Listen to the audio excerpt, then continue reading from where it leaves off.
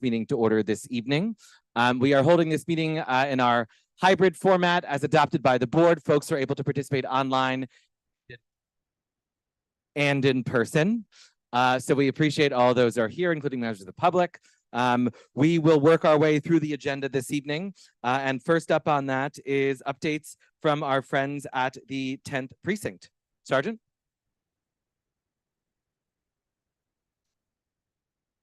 Good evening, everyone. My name is Sergeant O'Leary. I am the newly assigned NCO Sergeant at the 10th Precinct. I'm representing Deputy Inspector Galt. Yeah, talk right to the mic. Can you hear me now? Perfect. I'll start over. My name is Sergeant O'Leary. I'm the NCO Sergeant at the 10th Precinct. I'm here representing Deputy Inspector Galt, who unfortunately cannot make it tonight due to a prior engagement. Just let everybody know, Deputy Inspector Galt, as of Friday, will be assigned to Midtown North Precinct. He got promoted about a month ago, and he's being moved over there. Our new commanding officer will be Captain Brathwaite. He was the executive officer in Midtown North. He's now coming down to us over at the 10th Precinct. That starts on Friday. Over the last 10 weeks, we've seen a decrease in crime in the 10th Precinct. The last 28 days, robberies have gone down 35%. Felony assaults have gone down 41%. Burglaries have gone down 38%. Grand larcenies have slightly gone up 3%, but 52% of the grand larcenies we take are unattended articles, just people leaving bags out on the street or on the back of chairs, things like that. We have some operations that we've done in the 10th Precinct. Our NCOs have done joint operations with PSA4, the housing that we share. We did an operation at the Fulton and Chelsea houses last week to try to go after drug use, quality of life, and trespass. It was a successful operation. We had made 2 arrests for trespass and 1 for trespass and drug-related offenses. A few weeks ago, we did another joint operation with Transit that we share. We did it over at 23rd Street and 8th Avenue to really go after theft of service, people jumping the turnstiles. Over there, we did make 2 arrests.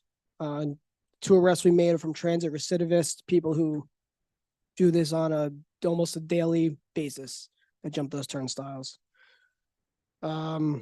Just to go over some more operations, we've done grand larceny operations over at chain stores like CVS and Duane Reade, just people that are in there all the time using it at free will. We have a public safety team that's also done multiple operations with positive results with grand larceny operation at CVS. They've done 3 grand larceny auto operations with 3 successful arrests, going after people with fake license plates, those temporary plates that are fake that they just print out online. A big problem area for us is that we'd like to address is 21st Street and 8th Avenue over on the 8th Avenue corridor. The last 28 days, we've made 4 arrests over there, 3 being drug-related offenses, and 1 being for a fake plate, license plate over there.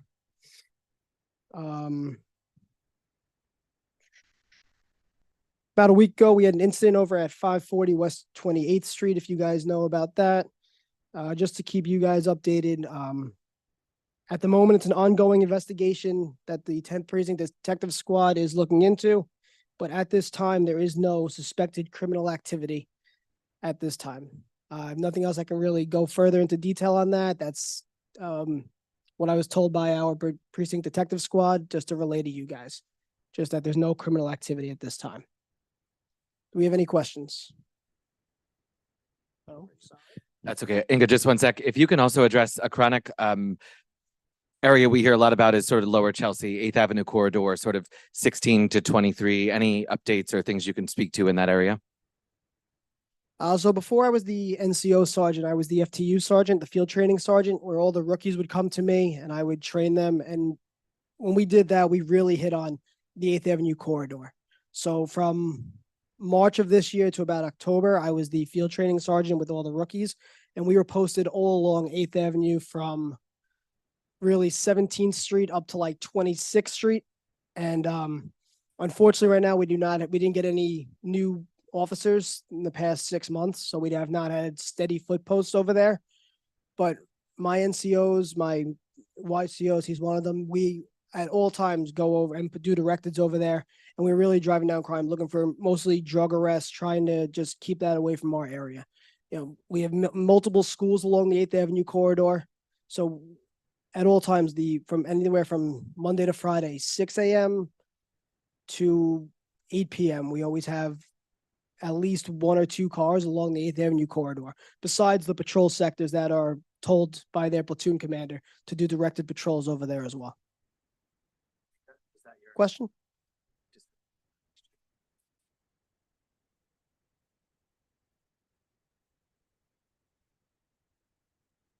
Yes, yeah, she was asking about the if it was a young woman that fell down the chute over there. Yes, that's what they were referring to. Yes. Sir.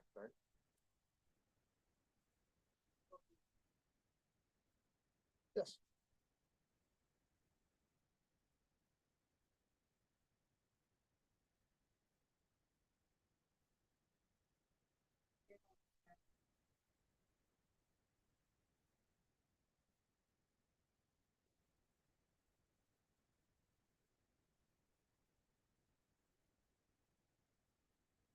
He's asking about staffing in the 10th precinct and basically the number of patrol officers we have on basically a daily basis. We do what we have, what we can. Our officers are being basically given multiple roles in our precinct. Like I'm in charge of the NCOs and the youth officers. They cover patrol as well as doing their jobs with the community and in the schools. The chief patrol's office has put out a minimum manning, and so every day we put out at least 5 cars. So we have to have at least 5 patrol cars out, and every day we've been doing this for the past now 3 months. This has been a mandatory thing. We've always had at least 5 patrol cars out, and I think just recruitment is going to have to go up.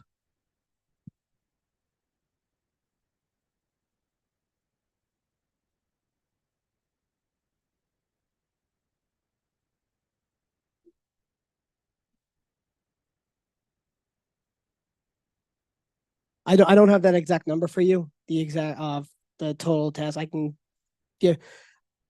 I wouldn't even know. I wouldn't even have a number to guess. I'm not. No, I don't even have a number for you.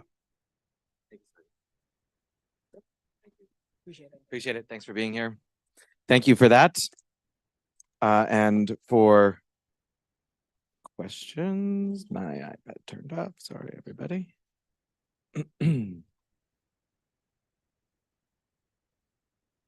Next up, we have our public hearing. Did we know, Jesse, has anybody signed up for the City of Yes public hearing?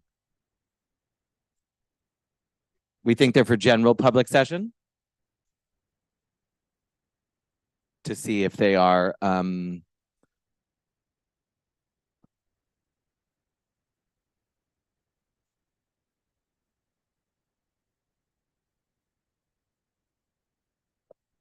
folks, if you've signed up to speak at our public hearing regarding the City of Yes Economic Opportunity Text Amendment, this is different than our public session. Please keep your hand right now. So the hand is down now. Raise your hand back up if you're looking to speak about the City of Yes Economic Opportunity Text Amendment. Anybody in the room seeking to speak about the City of Yes Economic Opportunity Text Amendment? Okay, seeing no speakers on this, we will close that public session, and we'll now call up our first vice chair, Jessica Chait, to run the public session. Jessica? Thank you, Jeffrey. Good evening, everyone. Nice to see you. This evening, we have quite a number of folks who have signed up for the public hearing. Just to remind everyone of ground rules, we set the timer. It'll be up here for exactly 2 minutes. We ask you to keep your remarks to that time so we can make sure we get through everyone. Whoever is speaking will need to speak into the mic, and we'll call up names in order 3 at a time to have you ready and keep the flow moving. As mentioned, we have quite a number of people and a full agenda, and this room does kick us out at a certain time. So it's not that we don't want to hear you, but we want to hear everybody and have a lot to get through. So we'll start this evening we have a number of people who have signed up from the CUNY School of Public Health. So again, I know some of you have more lengthy remarks, but we're going to ask everyone to keep it to 2 minutes. We'll start with Marissa Miller, followed by Carla Ruosos, Mariana Barajas. Can come on up. Okay. Would it be helpful, Jesse, if we start with folks in the room? Okay. Yeah. Okay. Well, we know that Alan Grabard is here, and Michael Gibraltar and Deborah. So if you all want to come up, we can start with the three of you.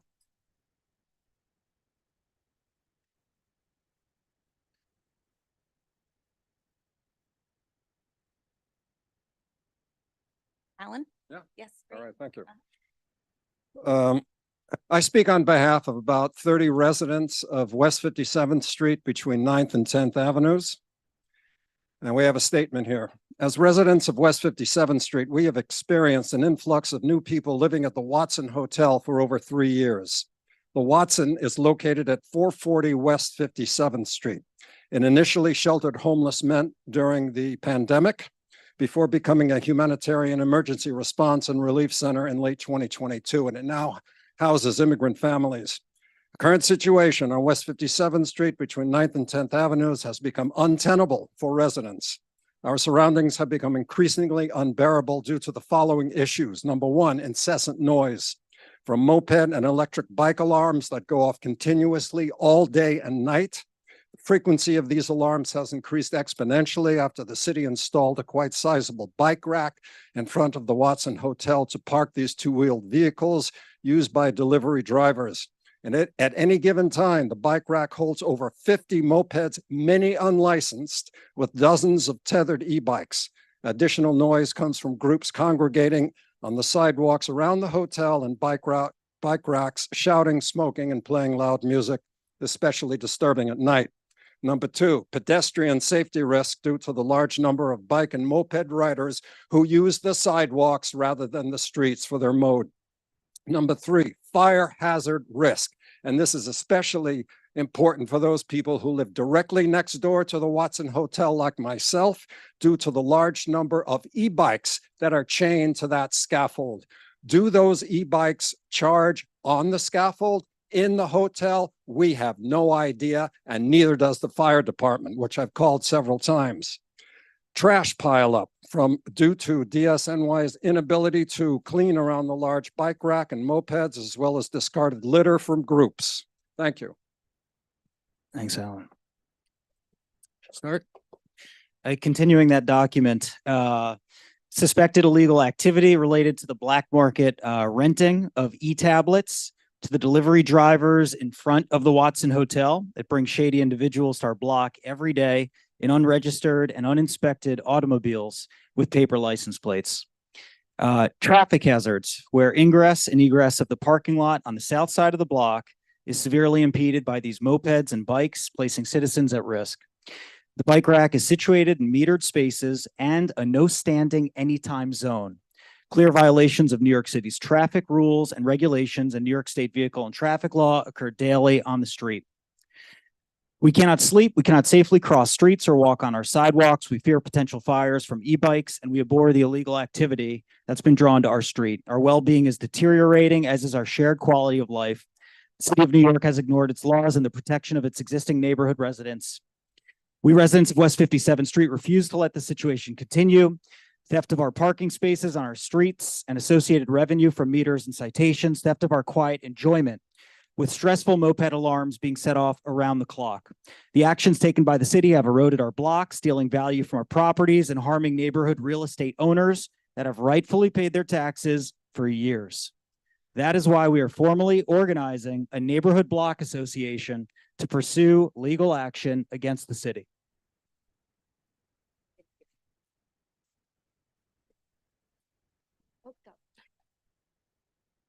We ask the following questions of the Manhattan Community Board for. One, as per Chapter 4, Section 110, in the New York City Land Use and Zoning Manual, land use is defined under Section 111 as the activity that is occurring on land and within the structures that occupy it. Would you consider the Watson Hotel and the city-installed bike rack a form of land use and within your purview? We ask that of the MCB4. Would you consider the activities at the Watson Hotel and the surrounding land in your responsibility? Shall I keep going? What is the city planning to do to rectify the deteriorating quality of life on our block due to noise, safety risk, and illicit activity brought on by the bike rack in front of the Watson Hotel? Where is the enforcement by the police of the laws being broken on our block, including noise ordinances, illegally parked bicycles and mopeds, illegally paper plated and presumably unregistered and uninsured automobiles that frequently line our street, working with the delivery drivers in front of the Watson Hotel? And what is this board capable of doing to support the quality of life for the tax-paying residents on our block of West 57th Street between 9th and 10th Avenue? Thank you.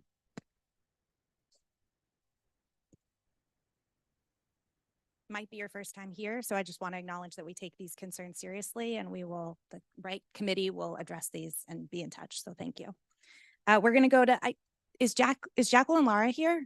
Yeah, great. So Jackie, you can come up, and then Mercedes Medina, Inez Jimenez, Alexia Cruz, and Audrey Carnon can all come up, come this way.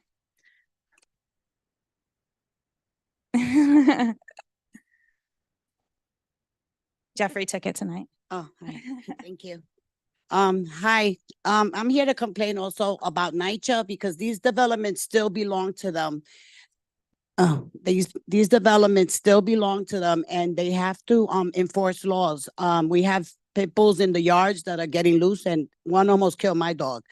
So, and somebody threw a city bike from the roof of 418 West 17th Street. I mean, this is how bad they want these developments, that they're going to risk hurting other people in their lives. I want to talk to Mike Noble that last week's CDRC meeting, he said that only 5% would be displaced. We don't want nobody being displaced. And if he wants to take their place, well, he should be the first volunteer to, to comfort these people when they are going to be displaced, that they'll be crying and fighting not to leave their homes. Thank you.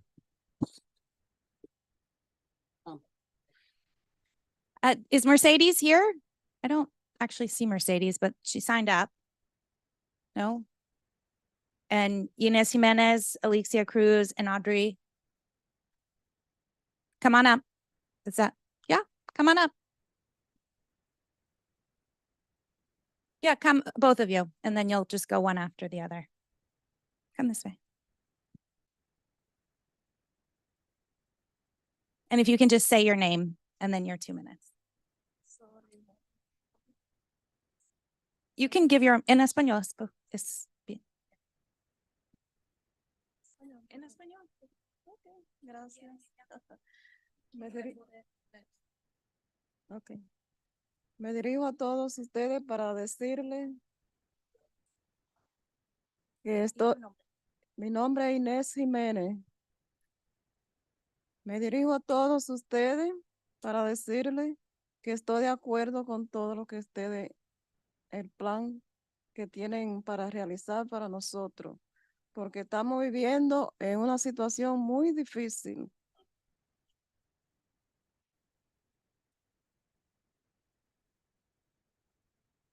No tenemos seguridad. La puerta siempre está abierta, el elevado siempre está dañado. Hay mucho liqueo, mucha cucaracha, muchos ratones, y no nos sentimos cómodas en la forma en que vivimos. Queremos vivir más dignamente como personas. Okay, thank you. Gracias. Thank you.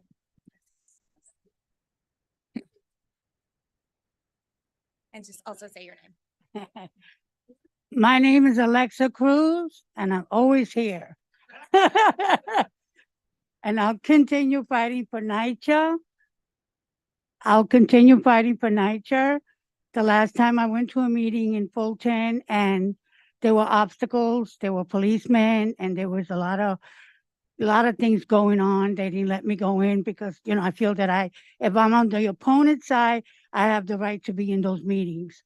Plus, I want to ask you guys to help NYCHA people with low income. I'm low income, I worked, and I'm on low income retirement, and I don't know where to go. And I want you guys to consider us, the low income. And the lady said that she has roaches and She has mice. I don't have that in my home. I keep a good upkeep about that, and you have to clean, more than what you supposed to. Anyway, thank you for your attention and have a good night. Thank you. Did Mercedes come in the room? No.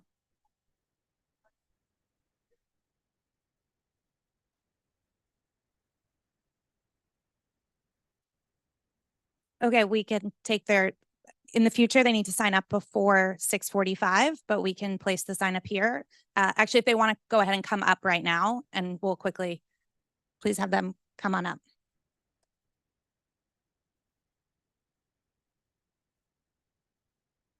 Yeah, everyone should come up now.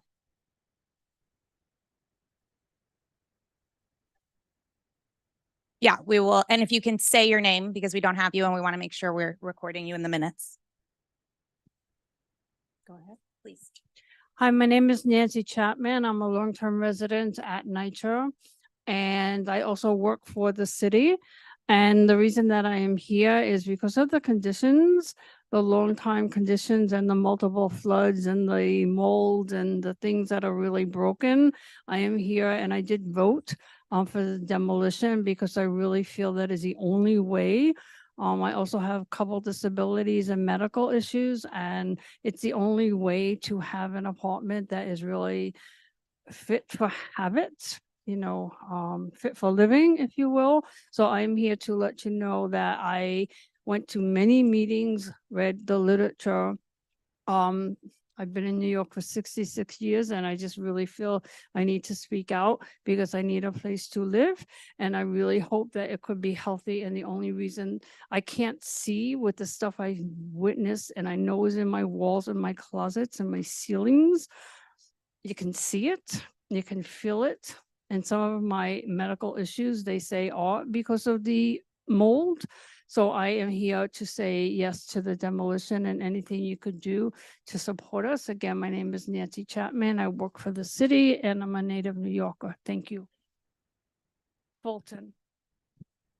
Thank you.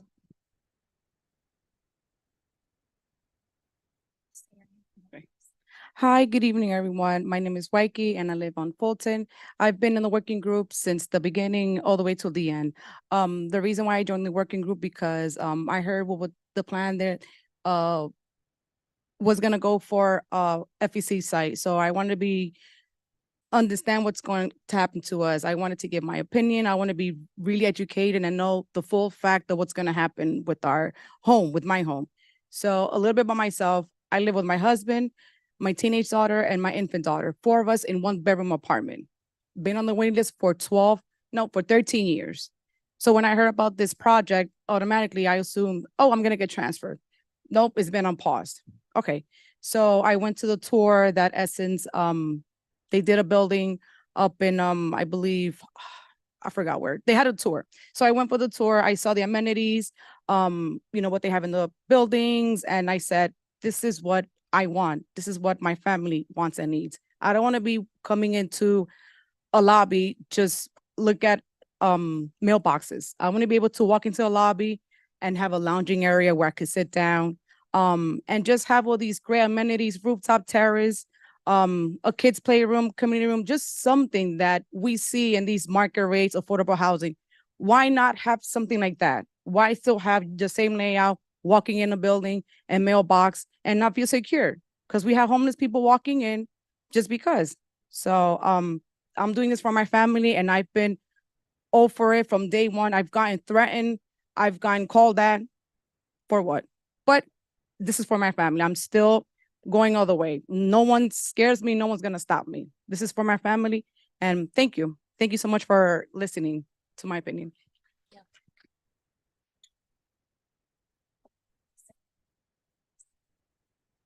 Hi, my name is Victoria.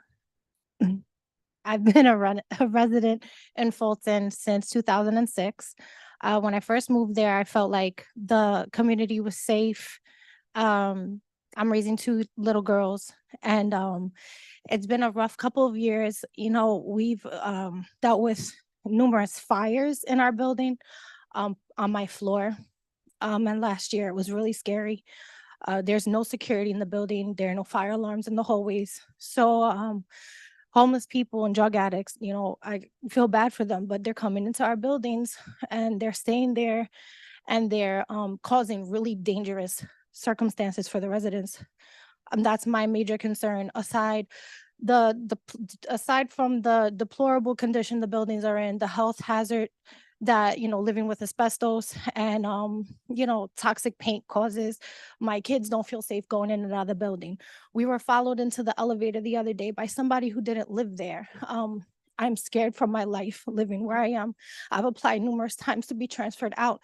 And because of this program not moving forward, they've paused all transfers. I cannot leave. I cannot afford market rent apartment in New York City. And we are scared where we are. And we need changes to create a safe environment, not only for the elderly and the just regular working day people, but for the children that are living there every day. And that's mainly why I'm backing demolition, because it really does need not just a facelift, it needs to be redone completely. There needs to be renovation just to improve the neighborhood overall. As you know, Fulton, I love my neighborhood and I want to see it do better. And that's it. All right. Just your name. Good evening. My name is Marco. I'm third generation in Chelsea. My family came to live in Chelsea before the Chelsea buildings were even there. I've lived in 420 for 43 years. It's disgusting. It's deplorable. I've seen walls that are black, and I'm not talking about normal black. I'm talking about beyond, okay? I've seen mold. I've seen mildew. I've seen plaster. I've seen paint on floors. I've seen apartments that are falling apart in horrible condition. You wouldn't ask anyone to live there. Okay? This is not about demolition. This is not about anything like that. This is about people living up to standards. Human people living up to a standard where they're safe, healthy, and protected. And we do not have that at all. There are no police. We're infested with drugs. We're infested with crime. Okay? I can walk into my building right now and it's 80% is stolen items in the lobby being sold. I can't walk up the stairs. They're shooting dope in the stairs. So how do the seniors feel? How do the kids that have to go to school there feel? I see them every day. I know how they feel. I worked in the Board of Ed for 10 years. I know how they feel. I know how I feel, and I know how my senior mother feels. So my question is, are we going to continue to allow people to live like this? NYCHA's not going to help us. NYCHA does not help us. They don't care. I had a scheduled appointment today to have cabinets put in. My cabinets don't have doors. You think they showed up? You think they called me? They didn't. This is not about demolition. This is about living. And people have to take that into consideration. Thank you for your time.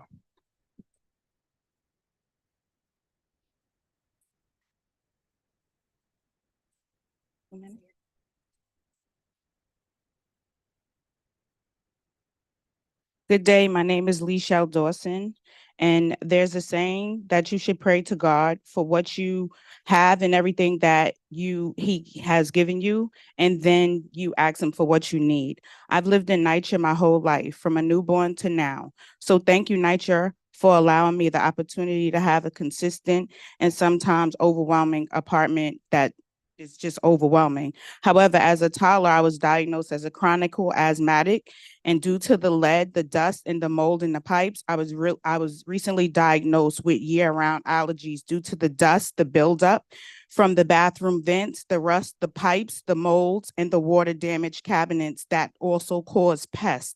Years of lead, unhumane living at the hands of NYCHA.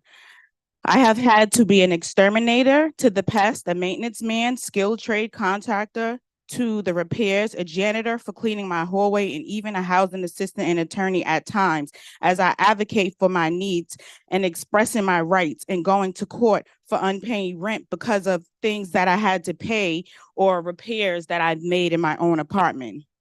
With that being said, Essence and HOU has came in from the beginning and took us on tours and asked us, what is it that we wanted? We told them that at first they came in and they just wanted to do the repairs, but then we asked for new buildings. So they went back to the drawing board and came up with a chose proposal of what they can offer us many, many months ago. They asked us people, housing residents, and indecisively and unsure what we wanted. And we said, let's vote. So they hired an outside contractor to help us to do the votes. Why is it so hard to understand and believe that we want change, that we want a better way to live as we should and healthy as we should? We are on the ship together, and complaining about new construction is in the past. Complaining about the things that we need and want is in the past. The ship is moving and the waves are behind us. We have the opportunity to speak up and voice our opinion and say what it is that we need in our apartments. All right, we have one more person who signed up on this topic, Susan Kenny. I don't know if she's online or in person. Susan, are you here? Okay. Yes, I'm aware of that. So we are going to move to another topic, and we actually have a time in which we have to leave this room. So we unfortunately have to move everyone now to a minute. That was a very important topic, NYCHA, so it's important that we gave them the time that we did. We invite anybody who's speaking today to come to future meetings to continue to advance the topics that you are going to speak on this evening, but we will ask you to keep to 1 minute. I'll start with Marissa Miller. Followed by Hello. Carla. Great. I'm just going to tee up Carla and then Mariana. But Marissa, if you're with us, go ahead and your minute will start now. Hi, I'm actually speaking on behalf of a few others. So my name's Marissa, and I'm presenting on behalf of myself and my colleagues, Claudia, Charlisa, and Mariana. And we're presenting to you as constituents and public health professionals. And we want to speak to you briefly about Bill A00685, also known as the Sugar Sweetened Beverages Safety Warning Act, which has been introduced in the New York State Assembly and proposes to add warning labels to all sugar sweetened beverages, which I'm going to refer to as SSBs. To give you some context, chronic conditions like obesity, diabetes, and high blood pressure are growing in the US. These and others are linked to unhealthy diets and SSB consumption. And for reference, 18.6% of residents in Manhattan consume at least one SSB per day. And these are non-diet sodas like flavored juice drinks, energy drinks. And SSBs are calorie dense and contain little to no nutritional value. And a more alarming statistic is that 27.6% of adults in New York State are obese.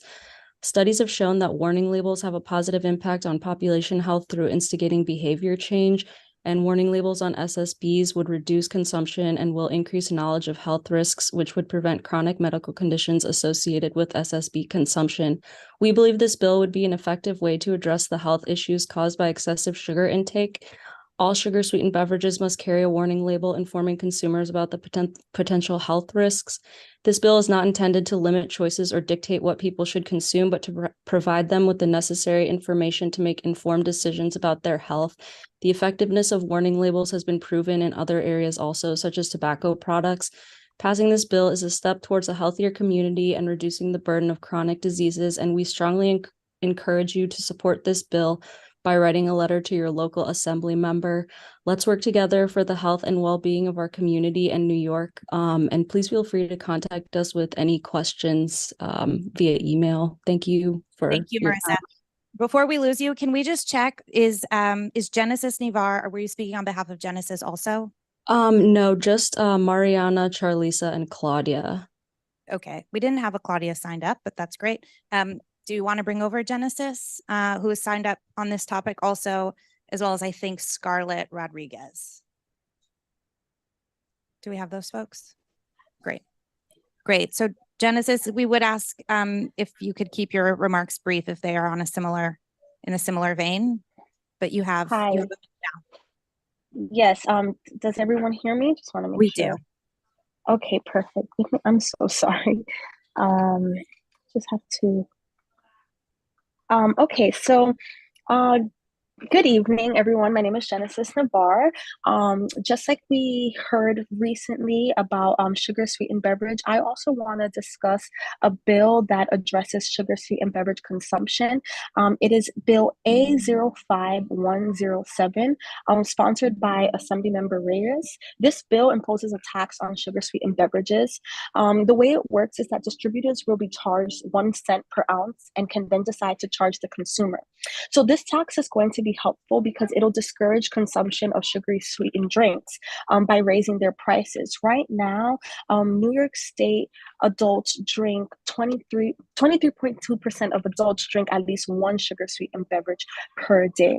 If we put this tax on sugar sweetened beverage, it'll also increase awareness about the harmful effects of sugary drinks. It'll shift the beverage sales to a healthier product such as water and encourage industry to produce and promote healthier beverage options. So the revenue that is raised from these taxes will be used for important programs like healthier food in schools, increasing access to healthy food for lower income people, also start initiatives to prevent diabetes and other chronic diseases, education campaigns about sugary drinks. Thank you so much. I just urge the community board members to advocate for this bill. Thank you. We're going to move to Scarlett Rodriguez, also here to speak about nutrition. And then we will go to Charlisa Lawrence and Roshini Mudunaru. Okay. Hello, everyone. Yes. Can everyone hear me? Yes, please. Yes. So I'm also as well CUNY public health professional. I'm speaking upon Bill A00395, which is promotes healthy eating behaviors and encourage education on nutrition among children and young adults. So I highly encourage to promote physical education and implement a nutrition class as mandatory for all groups, from young adults to, well, young children to young adults, because I think it's just very important. It does, to spread awareness and education from start to them becoming adults. I think that it will bring awareness and education among the chronic conditions that do bring in these foods and to lower down the obesity rates in America. Thank you. Thank you, Scarlett. Thank you. We'll go to do we have Charlisa Lawrence, Jesse? Great.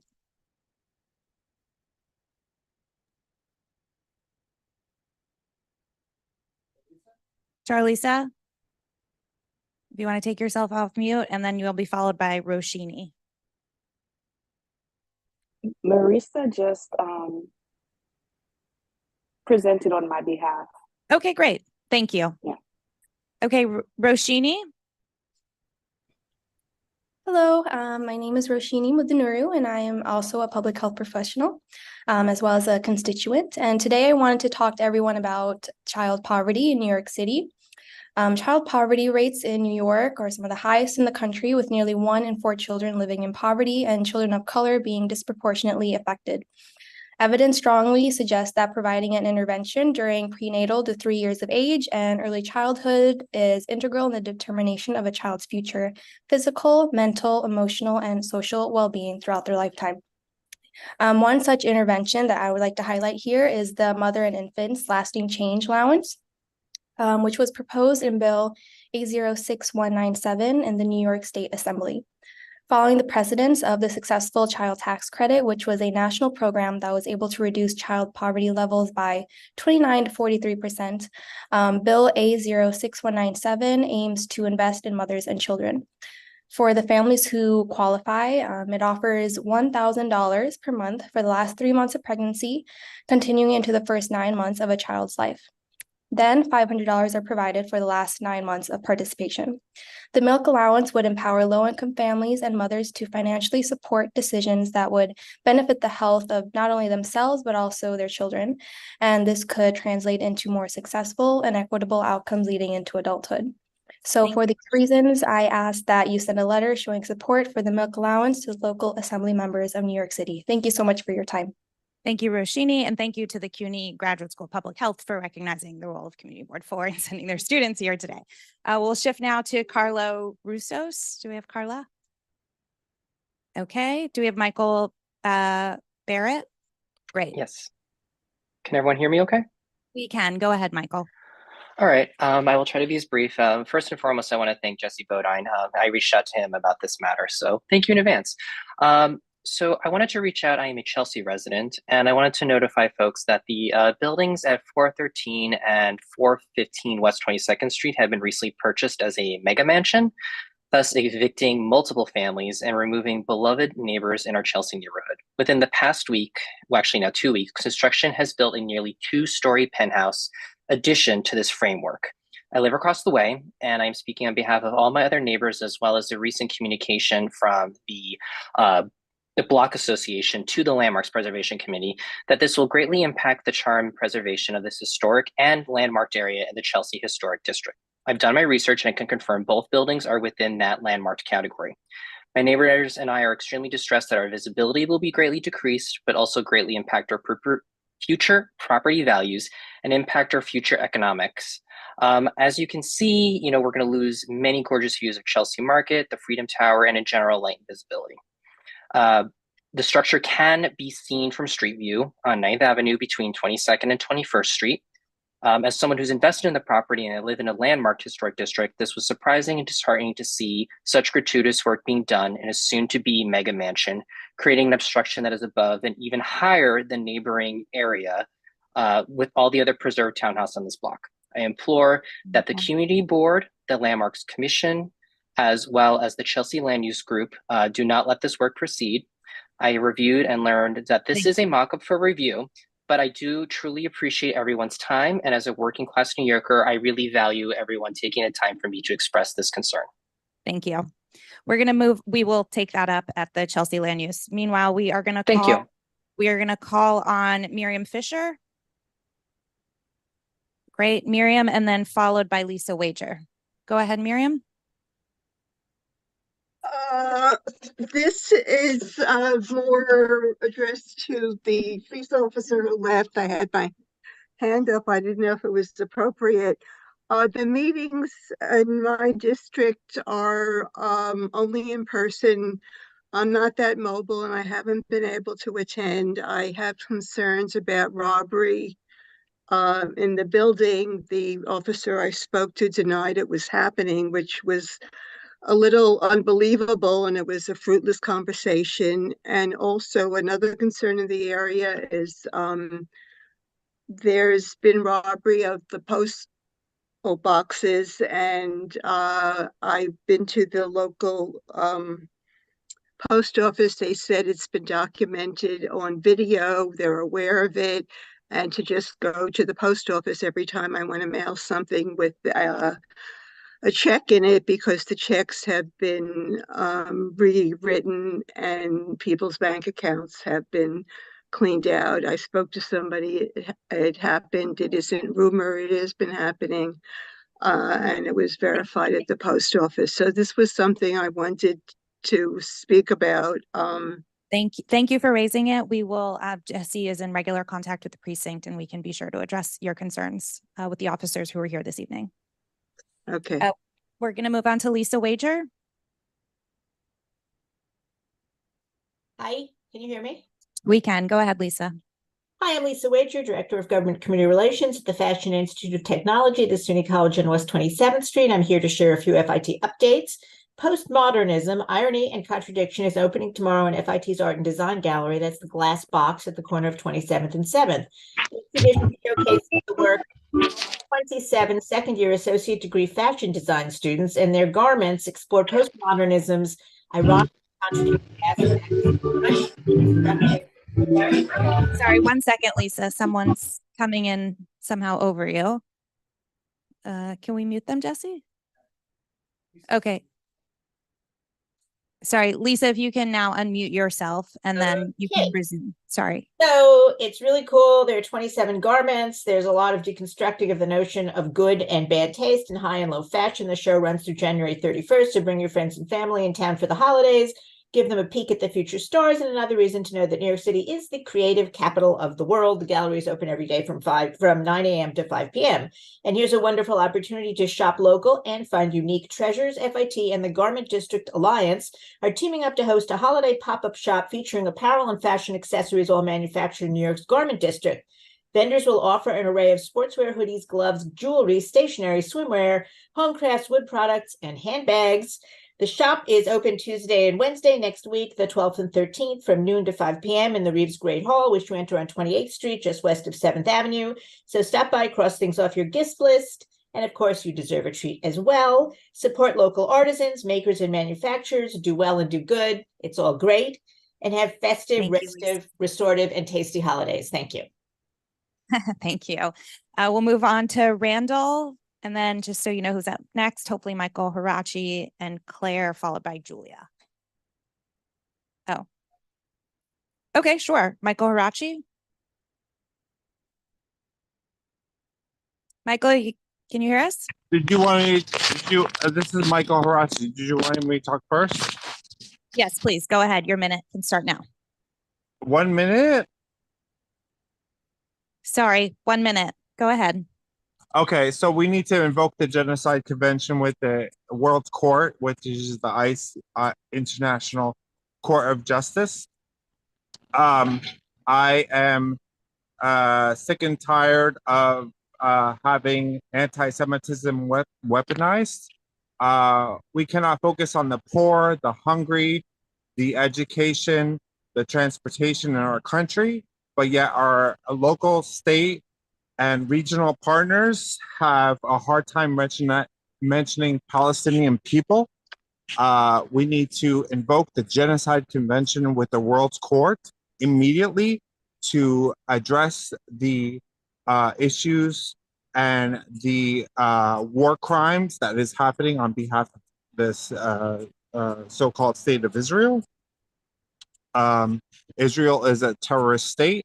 That is not to say Jewish people are terrorists. That is to say the state of Israel is a terrorist state, just like America is the largest purveyor of violence in the world.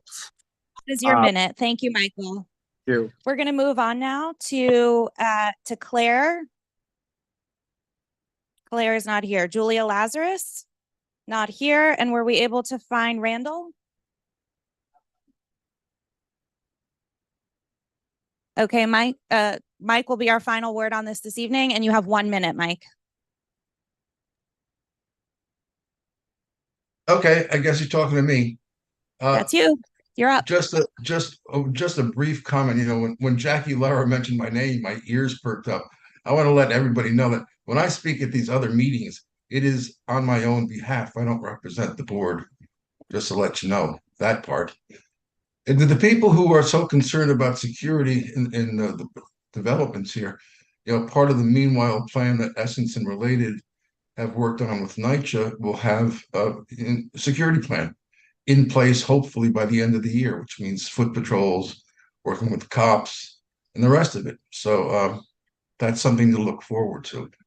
I look forward to it, and that's all I want to say. Okay, thank you, Mike. Okay. With that, Chair, we are going to close your final public session.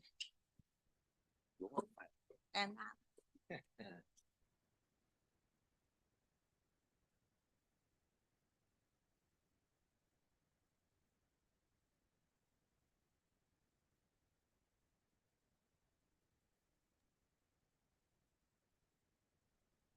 Jeffrey, we can't hear you. Sorry. Excuse me for interrupting. Good idea. Is that better, Carrie? Okay. So much better. Thank you. Excellent. Happy to provide a bit of an amendment to our agenda this evening, folks. Item 1 is being referred back to committee. That is it. So is there a motion to adopt the agenda as proposed? Thank you. Is there a second? Thank you. All in favor? Aye. Thank you to the folks online. Any objections? Great, the agenda is adopted. Moving on to our minutes with thanks to our secretaries. Any questions on the minutes from the November meeting? Seeing no questions, I'll take a motion to adopt the minutes. Thank you, Paul. Is there a second? Thank you, Joe. Any objections? All in favor? The other way first. Great, the minutes are adopted. Moving up to our report from our Manhattan Borough President. Yiyi, are you with us this evening? Is she here? Online, Jesse? Okay, great.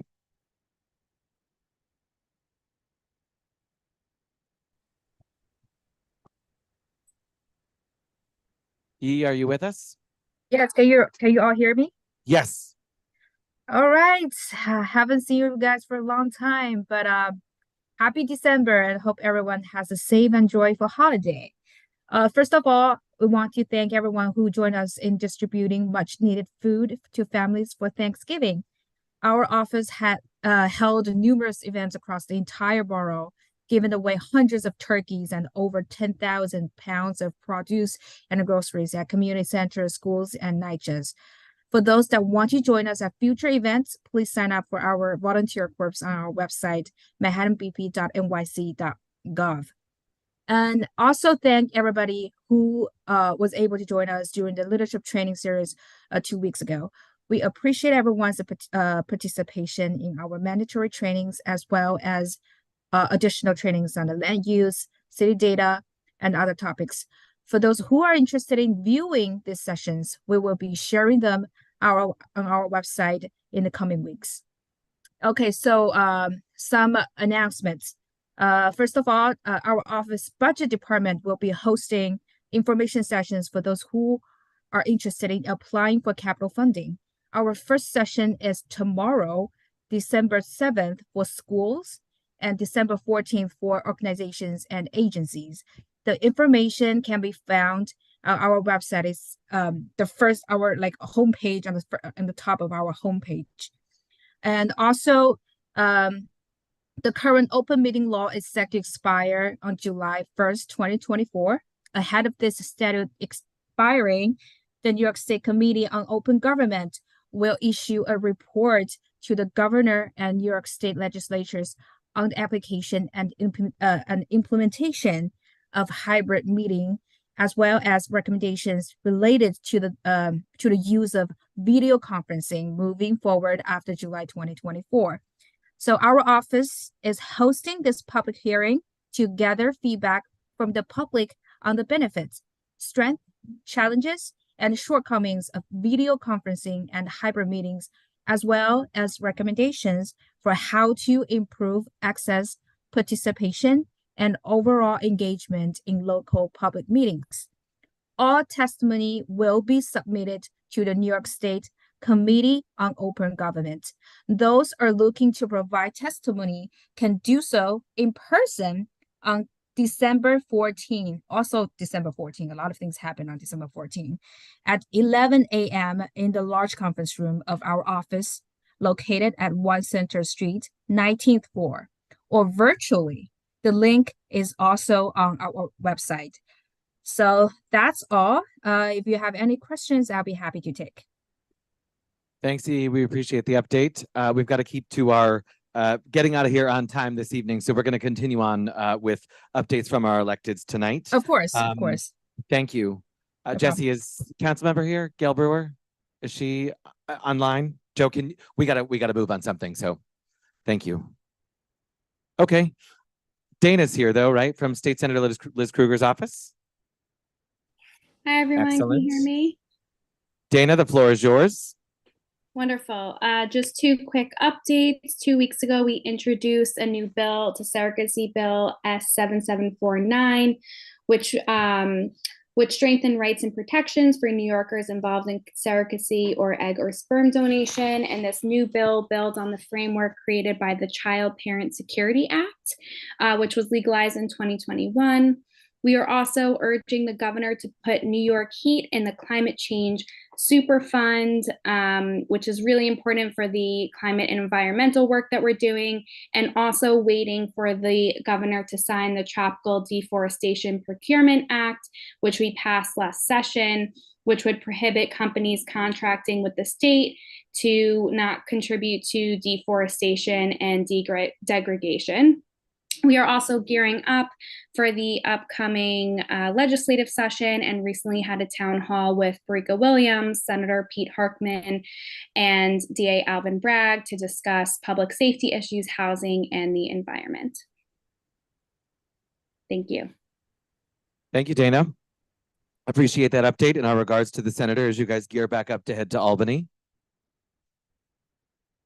Up next, Erica Overton from Assemblymember Linda Rosenthal's office. Erica?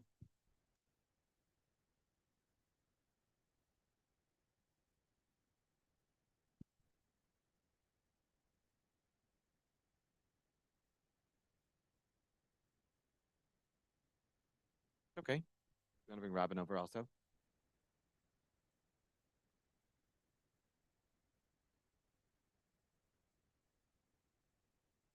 Sure. We're instead going to go to Robin Forrest from the Mayor's Office of Community Affairs. Robin? Hi. Hi, go ahead. Hi, how are you? I know you're tight on time, so I will be very quick. I just want to announce 3 initiatives that the mayor has created. One of them is that New York is going to be the first city on the East Coast to transition all its heavy-duty fleet vehicles, of which there are over 12,000, to moving them, from fossil to renewable fuel, which is a great thing, I think. And the deadline or the timeline for this is that the transition should be made by the end of fiscal 24. So that's just months away.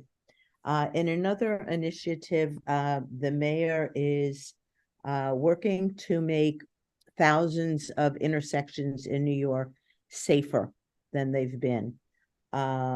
He's doubling the number of intersections that are addressed each year, and basically traffic to reduce traffic fatalities and accidents. But the other thing is that the police department will start to add what's called traffic violence to the ComSat, the crime statistics, because traffic violence is violence. So that I think that's interesting, and I hope that that will have an impact on people's lives and safety.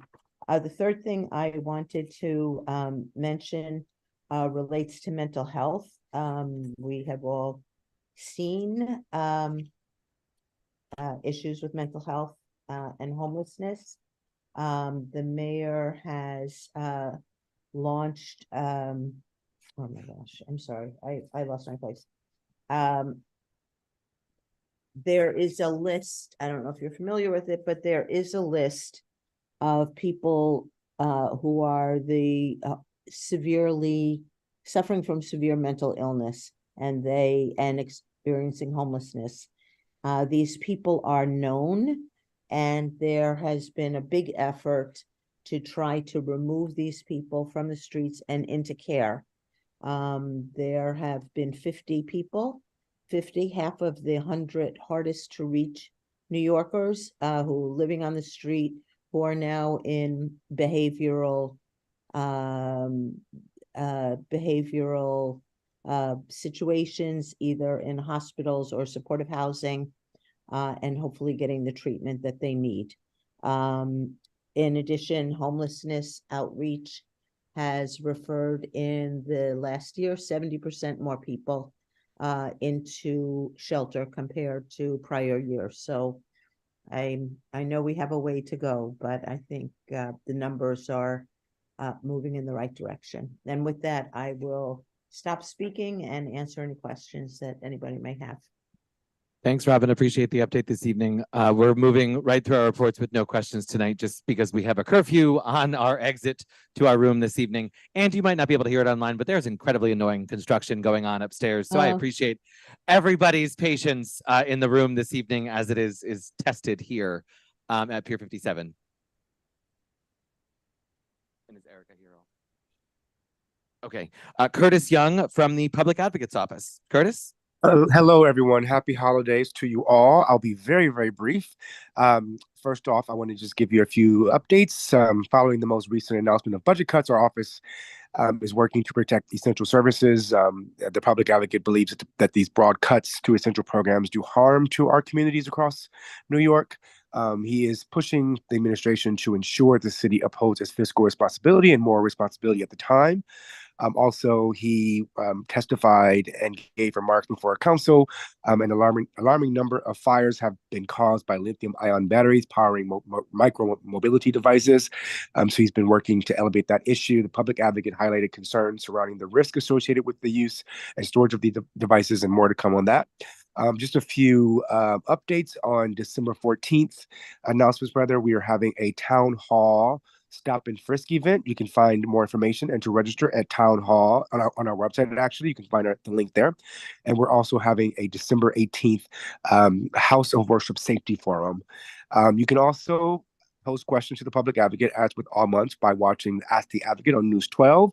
And new to his monthly news series is the Caribbean Power Jam Radio that you can also tune in and pose questions directly to the Public Advocate. I'll stop there for the sake of time, but hope you all have a great remainder of the month. Take care. Curtis, thank you very much, and happy holidays back to you and the Public Advocate, and we appreciate your brevity. Eric Straza from DA Bragg's office. Eric? Hi, everyone. So great to see and hear from everyone tonight. Hopefully everyone's doing well. Going to also try to be respectful of the time and make it really quick. Just have a few announcements from our office. We recently announced the funding of the Fortune Society for a total of $3 million to establish a network of court-based navigators, very similar to our neighborhood navigators, but this would be right in court immediately when somebody enters the criminal justice system, trying to increase the rate of voluntary commitment to some of these services, especially to address underlying conditions like mental health and substance abuse. Moving on to kind of the second part of that initiative, the Neighborhood Navigators program, we're still looking to fill a few spots for to hire navigators, specifically peer navigators with lived experience for the CB4 area. And we have some written materials as well if anyone wants to help us get the word out about those job postings too. We also recently announced the creation of a Special Victims Division Advisory Council, just to hear from external stakeholders to make sure that what we're doing as it relates to that division and the cases that it handles and our engagement with victims and witnesses is working. And basically, we're just looking to improve where we can with that work. DA Bragg also recently, alongside Senator Hoylman Siegel and Assemblymember Grace Lee, announced the Hate Crimes Modernization Act, basically trying to upgrade the current legislation on hate crimes and kind of bring it into 2023, especially based on what we've been seeing with our increased resources to prosecute and investigate hate crimes. We saw that the current legislation just wasn't where it needed to be. And so there are a lot of improvements and expansions to what crimes, for what crimes we can consider potentially hate-based activity. And then finally, the last thing I wanted to mention is we're already getting the ball rolling on our high school summer internship program.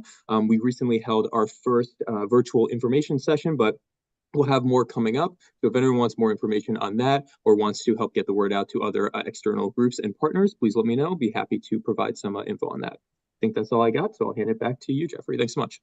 Eric, thank you very much. Up next in our final update from Electeds Online, Erica Overton from Assemblymember Linda Rosenthal's office. Erica?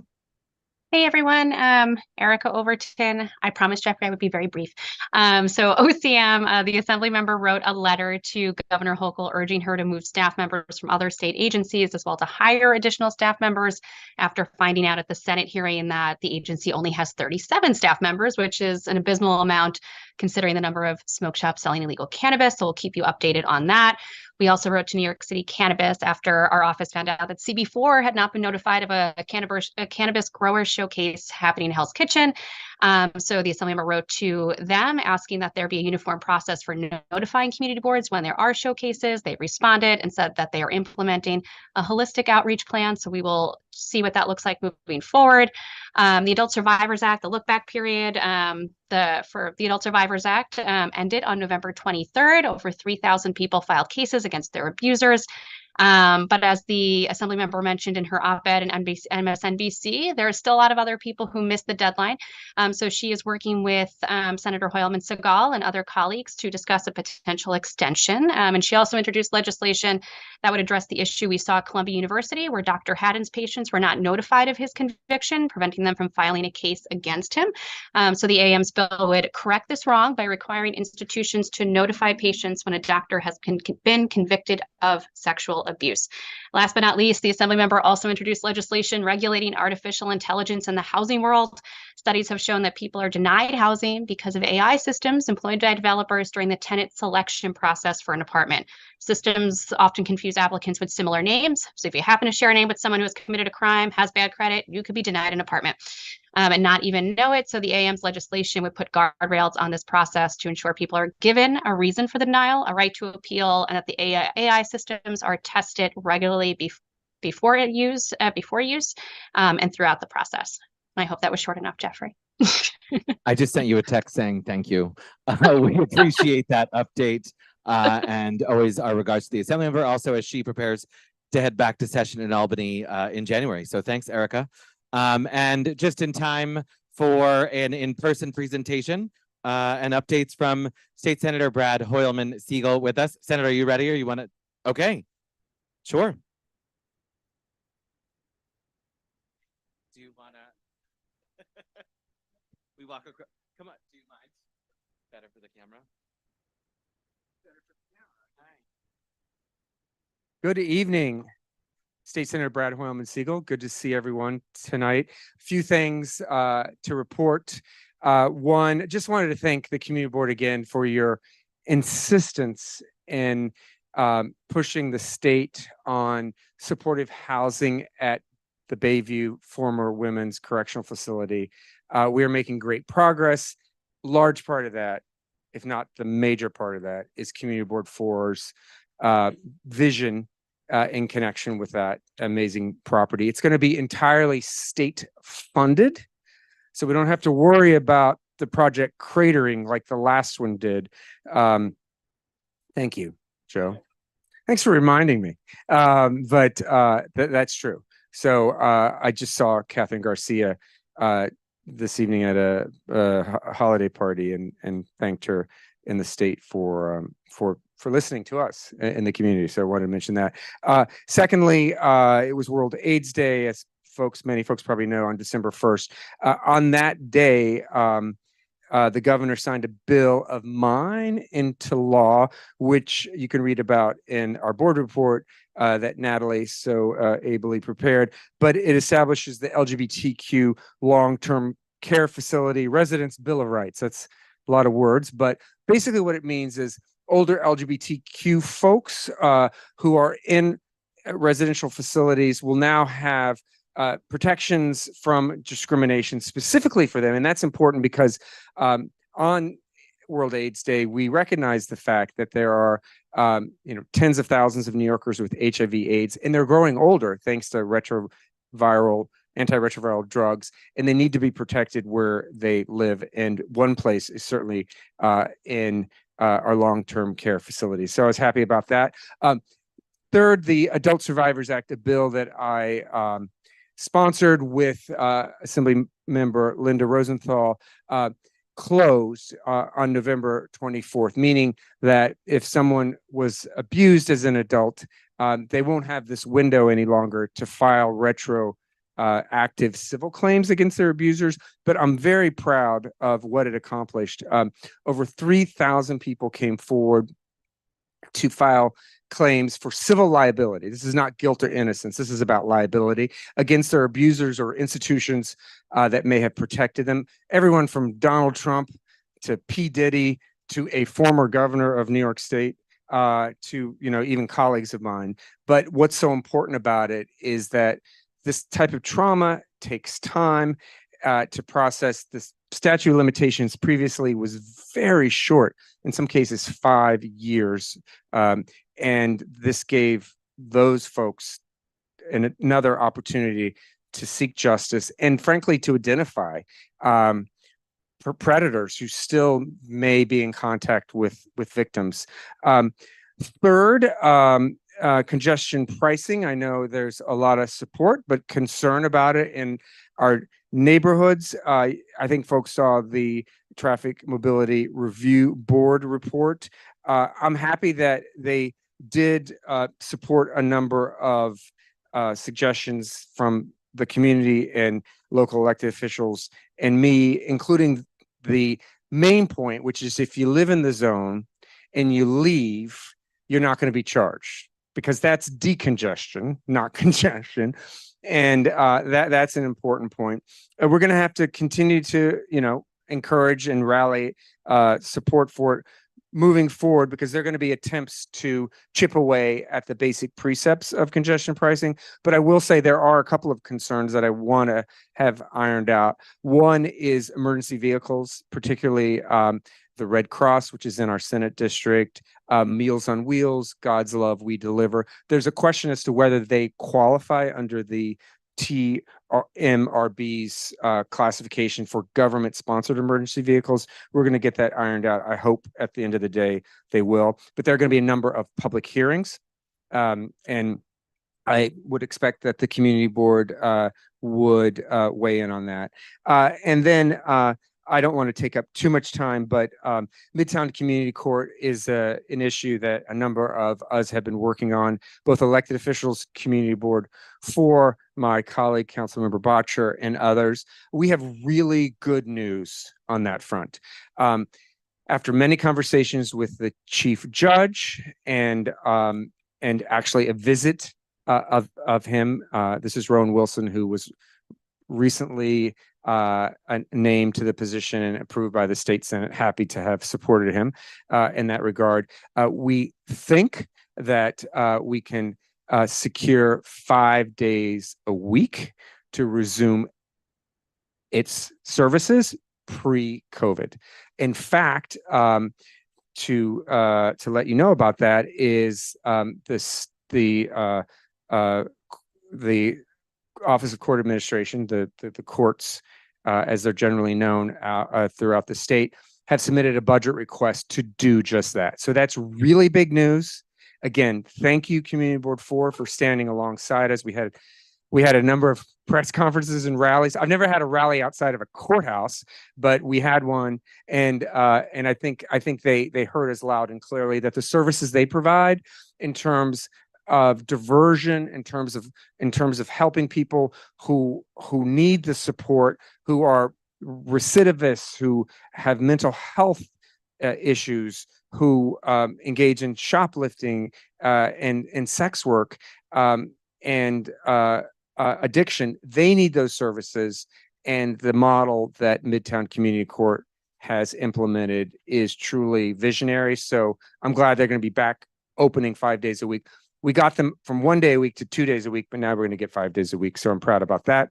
And then finally, just wanted to a little bit of housekeeping.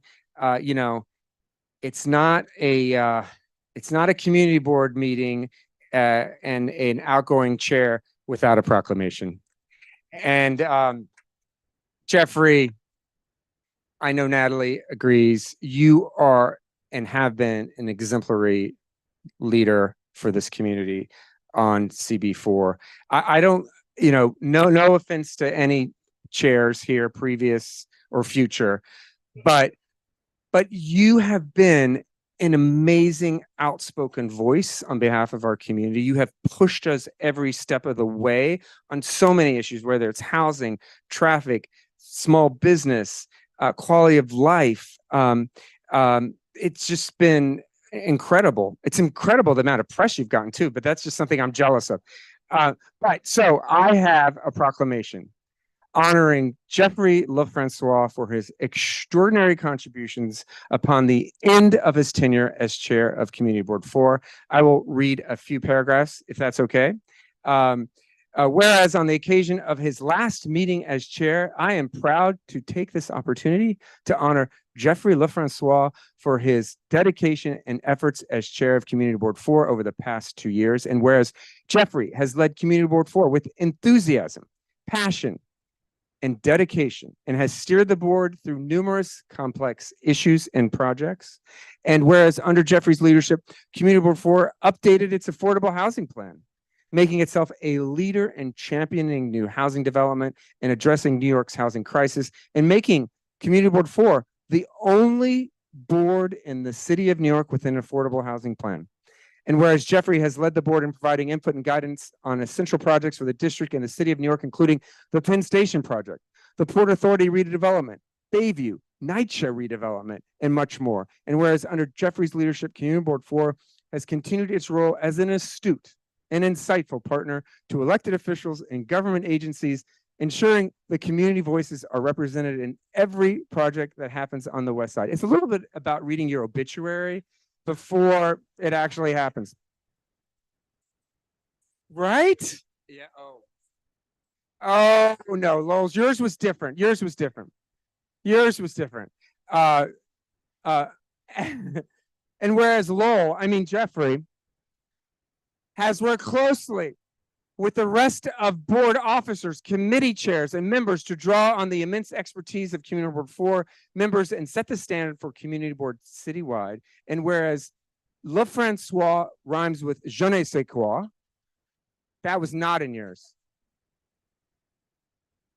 Which means Jeffrey has that certain special quality to be a leader.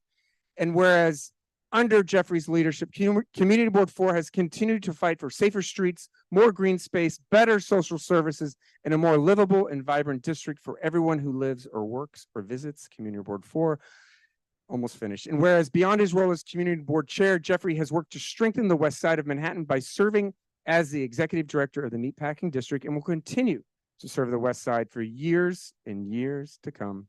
Therefore, and this is the Wizard of Oz part that I like, therefore be it proclaimed that I, New York State Senator Brad Hoylman Siegel, recognize that in Jeffrey LeFrancois, we have a leader and public servant worthy of our highest esteem, utmost respect, and admiration. And be it further proclaimed that I, New York State Senator Brad Hoylman Siegel, declare today, December 6, 2023, to be Jeffrey LeFrancois Appreciation Day.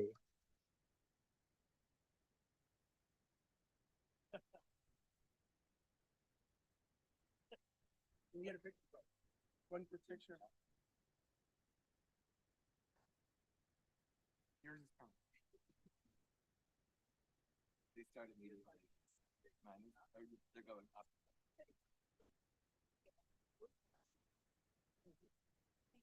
Thank you. So happy holidays, everyone. Good to see you. Thank you. Thank you. I see another elected official approaching the podium this evening. Councilmember Eric Botcher, thank you for joining us. Thank you so much, Jeffrey. Hi, everybody. I'm going to be brief because I hear you're running behind. I wonder what I had behind my back here. One quick update, because I know it's an issue that you've been working on, the pot shops, the weed stores. There was a big raid on 10th Avenue the other day. I had all these people texting me saying there's 50 cops and sheriffs and they're shutting down the stores. Almost all of them opened within a few hours. We introduced in the city council a couple of weeks ago legislation that will hopefully this will help do the trick. It will add a new category to the nuisance abatement laws that were created decades ago to address sex shops and stuff like that, and allow the city to really padlock the business right away. And that was introduced a couple weeks ago. Today, I spoke to the majority leader, Keith Powers, about it, who's the chief sponsor. He thinks we'll be able to pass it at the beginning of next session, which is January. So really looking forward to that. Also want to thank the Parks and Waterfront Committee and Community Board 4 for all the work you did on the Penn South Playground. The Parks Department accepted all your recommendations. Oh no, I'm sorry. Now for the fun part. Jeffrey, it is true that community board chairs are such important partners to elected officials. I think it's because of the long relationship we have, and also because of all your knowledge and your involvement in so many issues and just the way you think. I want you to know that you've been a particularly important thought partner to me as a city council member the last 2 years, someone who I can call on about any issue, even if it's not related to Community Board 4, just to be like, what do you, and I know you'll give it to me straight. So I know it's hard for you. You hate attention and being, I know this must be so hard for you right now, being so shy and, but I do have a little something to give you from me and Councilmember Gail Brewer. And I'm just going to read one paragraph of it. Whereas throughout Mr. LeFrancois' tenure as chair of Manhattan Community Board 4, he worked tirelessly to ensure greater community involvement and participation, encouraging consensus building. He has also served as Community Board 4 first vice chair and co-chair of the Waterfront Parks and Environment Committee. He conducted 22 full board meetings, deftly ensuring that the most contentious issues facing the residents of Chelsea, Clinton, and Hell's Kitchen were addressed openly, judiciously, and with uncommon civility, all while maintaining his flashy fashion and signature coiffure. Be it known that Eric Botcher and Gail Brewer, council members, gratefully honor Jeffrey LeFrancois for his outstanding leadership to Manhattan Community Board 4 and the community at large, signed this 6th day of December, 2023.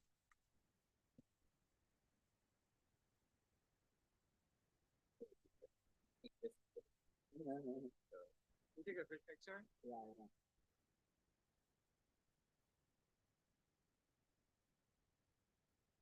Is my hair cropped appropriately?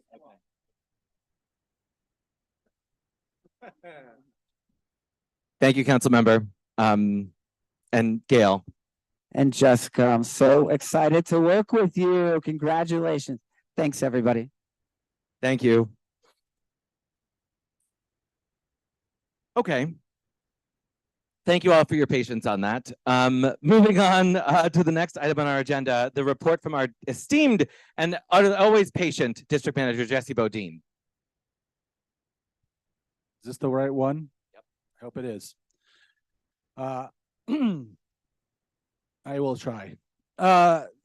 Just very quickly on a bit of business that if you're at exec committee or watched exec committee, you know that there was a letter that was voted on by the exec committee regarding a previously approved cannabis dispensary at 301 West 45th Street. The new letter is actually going to be going out as an administrative letter due to the fact that the applicant has withdrawn their application, just so in case anybody had any questions why that wasn't on the agenda, even though it was voted on at exec. I was part of the local planning committee of New York Forward Garment District program, as Jeffrey has reported on at a couple full boards, and there was a presentation at a full board as well. I attended the final meeting. We voted and recommended out the complete slate of projects to be funded by the program. I'm not going to go over much in detail, but I'll just say that they included both needed public safety infrastructure projects that had a lot of support by the district, as well as direct projects that directly support the garment industry. So I thought it was a good mix of projects that we set forward. very quickly, as we could all tell, the MCB4's hybrid meeting policy remains in effect. We have our online form that many folks have used already, which I appreciate. Where this form is for members only who are looking to notify the board that they'll be attending either because of an extraordinary circumstance or due to a disability. It's in all of my email e-signature and all of the staff's e-signature that goes out every day. So you can always find it. It's also on our website. So members, please use it. December committee schedule. Arts, Culture, Education, and Schools Committee will be hosting a forum on youth and cannabis in schools on Monday, December 11th at 6 p.m.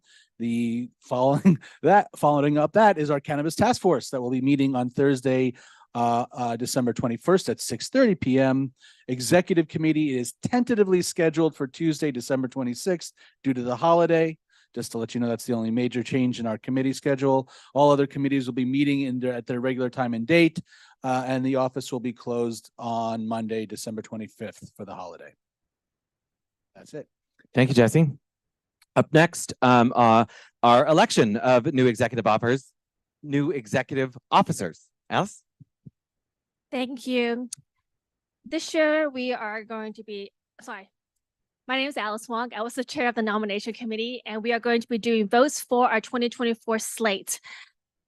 And so right now, for those of you who are here in person, you have received a paper ballot. Those of you who are online, you have already received an online ballot. The slate that we are nominating for is Secretary Katie Strokes, Second Vice Chair Roberta Barnett, First Vice Chair Leslie Murphy, Chair Jessica Chait. Now, if you do want to write in someone, you may do so on your paper ballot. If you want to write in someone on the electronic ballot, we will ask that you email Jesse directly with that write-in name. We ask that you take a moment now to cast your vote so that Jesse and his team can then be able to tally up the scores. I see a hand raised.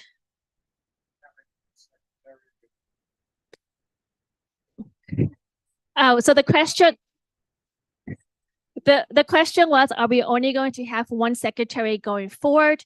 And if anyone would like to nominate themselves as recording secretary, please let me know.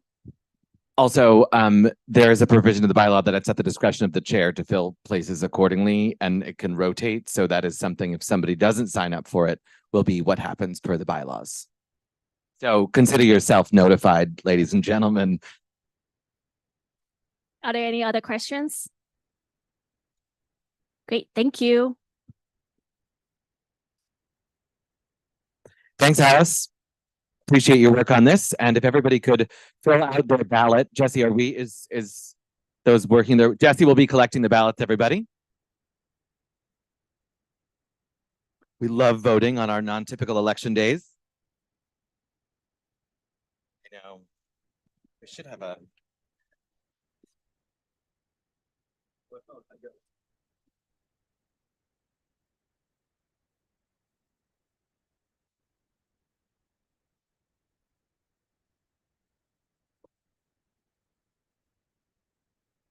that's while Jesse's collecting those, just a couple of formal updates.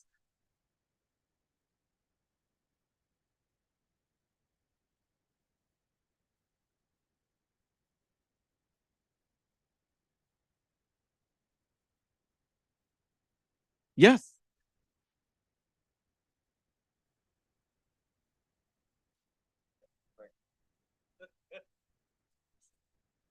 Hi, everybody. I'm sorry. I neglected to mention something in my report, and then there was a little bit of a mix-up in the public session. So Representative Clinton Housing Development Company was supposed to provide a update at the public session. Some of you, if you get our e-newsletter, you've seen this already. It went out earlier today, or maybe yesterday. Janine is very quick with this stuff. But there are a number of affordable units that are now open and available that you can apply for through Clinton Housing Development Company. You can do it online. 42 available units. So that's a lot. And they're all local in our neighborhood. And so you should, and the deadline is the 18th of this month. So please, if you know anybody, if you're interested, but you please just apply. And there's a variety of different unit sizes, incomes, all of that. So please, it's actually a really great local amount of affordable housing in our district right now. Thanks, Jesse. An important update. Councilmember Brewer, you are allowed to give updates on 3 items this evening only. It is my last meeting, and so I'm prescribing a number to the updates if you'd like to join us up at the podium.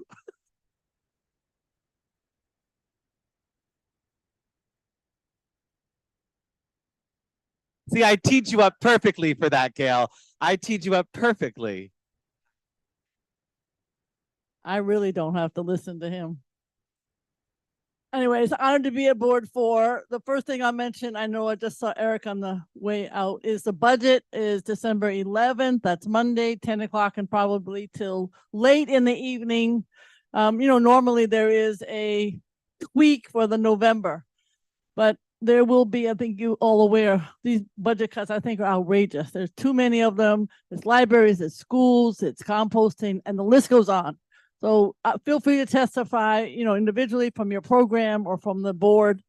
At the other end of that, of course, is as head of oversight and investigation. We've been looking at these contracts for the migrants. I happen to support the migrants strongly, but damn it, you don't have to give millions of dollars to these for-profit companies. I understand .go, the Times is going after them tomorrow. I've been talking about them endlessly. They were part of pandemic for H&H. Then they switched over to the migrants, and they still got another contract, even though it's supposed to be RFP. So some of these for-profits, in my opinion, and I complain about it everywhere.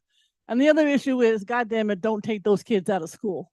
I feel very strongly, I don't mind individuals moving around, but you are, as the best schools in the city are board, are 3 and 2 as an example, and there are other good districts. But these kids are in the best schools in the city, and damn it, they should be able to stay while they want to be in New York City. So I'm also fighting on that. So that's one topic. The second one quickly is the good news. I don't know if any of you were at the forum the other night with Midtown Court. You should take a lot of credit, Board 4, for the work that you've done with Midtown Court. It is going to be 5 days a week starting in January. That's a big deal. That court, we all talk about quality of life and all these challenges. That court knows what to do. In fact, with you and me, they're also going to do a forum on e-bikes because the judge there is so phenomenal. And he understands that he gets some of these cases and he'd like to work with us. So he's got a whole bunch of ideas. We all have ideas. God knows Christine has tried. We've all tried. But this is a great win. And it comes because some of the folks came from Albany to see what goes on there. And they were so impressed. They said, Dolores was there, we are going to go with 5 days a week. That's a big, big deal. And the other thing I just want to say quickly is on the issue of the smoke shops, which are endless. I know that Eric talked about it a little bit. My understanding is the state closed and padlocked 2 yesterday. And the state did it, not the city. There are so many laws and proposals, and yet nothing closes. So at least that was 2. I got 63 still in my district, 63. And the kids are all vaping in the schools. The principals are upset. It's an endless discussion. So I want to mention that, and then I will. I also think that as we are trying to figure out what to do for next year, we have to be very focused on some of these quality of life issues, which Board 4 has always been. And we're going to keep working in Board 4 on the housing for Harborview. There's quite a story there. I don't know if you know, there's a new playground. The story is, I was told by Maria Guzman, whom I love, the tenant leader, there's some rich man who has come along, he walks here every day, and he wants to fix up the playground. I didn't know who the rich man was. So I went to the playground painting, and it's Mr. Ackman, whom you may know is one of the richest people in the United States. He owns a big hedge fund. He's a little controversial sometimes. I thought he and I were going to have a heart attack, me or him, when we realized who it was, because I know him quite well. Thank you very much.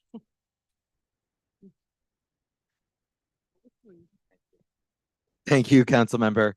As always, appreciate your work, and I didn't realize you were out there painting that mural, which if you go by, what a difference that painting has made on that block at Harbor View. So thank you for that, Gail.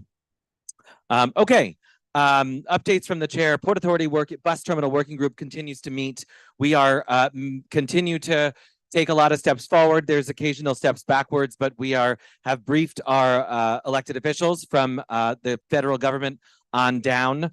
I will be honest that there's been some concerns that have arisen lately. We'll be working through those with the briefings and electeds and our friends at the port to keep this project moving forward, which is most important. Our Chelsea NYCHA working group continues to meet with the development team as well as holding public meetings, as was mentioned earlier. December 7th, tomorrow evening, the Housing Committee will be taking up the interim repairs plan and security. And on the 18th, Chelsea Land Use will discuss the scope of work and the DEIS process, with the only caveat that that might not drop. And so we will see if that is actually going to be on the agenda. If those documents are not made public, we don't have anything to specifically talk about. It may still meet. So stay tuned for that accordingly. Pier 76 task force. This is Hudson River Park convened this about the pier on the other side of Javits. That was a task force that involved community boards along the west side, trust members of the board, the advisory council, a whole bunch of interested stakeholders. That work is convened. We're now going to be bringing that work to have a small meeting with relevant committee heads of CB4, so public discussion can begin to be had around what the future of Pier 76 looks like, which I will say is very exciting. A couple of other points of interest. We provided testimony at DOT's hearing for the outdoor dining rules and regulations program, which of course is now going to be taking effect next year. So besides this annoying construction, I am going to ask for a little bit of further indulgence, given it's my last meeting as chair, and share just some thoughts and reflections. And while I mentioned, and Jessica did as well, that we have a curfew, I'm now going to regale you on the entire history of community boards in the city of New York, as probably something JD would do quite well. I just need to note that none of what is possible as a chair, me, anyone before me, and anybody sort of in the future can do it alone. Sure, there's a name on the top of the letterhead and there's a signature at the bottom of the letter, but that is really actually quite negligible as it relates to the work that goes into getting those letters out the door. And that means a whole lot, regardless of whose name is on top of the letterhead or at the signature. So I want to sort of put that out there. Nothing could get done without our esteemed district manager, Jesse Bodine, day in and day out. And of course, thanks as well to Nellie and Janine on the team as well. Second, thanks to incoming chair, Jessica Chait. I know she will be a great chair and I look forward to serving her as a board member. I feel really honored to have served this community as CB4 chair, and I owe a tremendous debt of gratitude to my former boss and friend, Assemblymember Dick Gottfried. And perhaps more than that, more than Dick, I owe also Wendy Pastor, his former chief of staff. Great thanks for giving this flamboyant and somewhat inexperienced young political aide the opportunity to serve as his liaison to this board. With even brighter color clothes than I now wear and a voice far from refined, 15 years ago, I dug in to learn about transportation, zoning and land use, parks and schools, and the sundry array of issues that come before this board's agendas every month. I've received an incomparable education in civics, grassroots government, process negotiation, and most certainly execution. And this board continues to provide that to not just me, but to our entire community and the city of New York. And thanks to all of you, we've done some really terrific things for our part of town.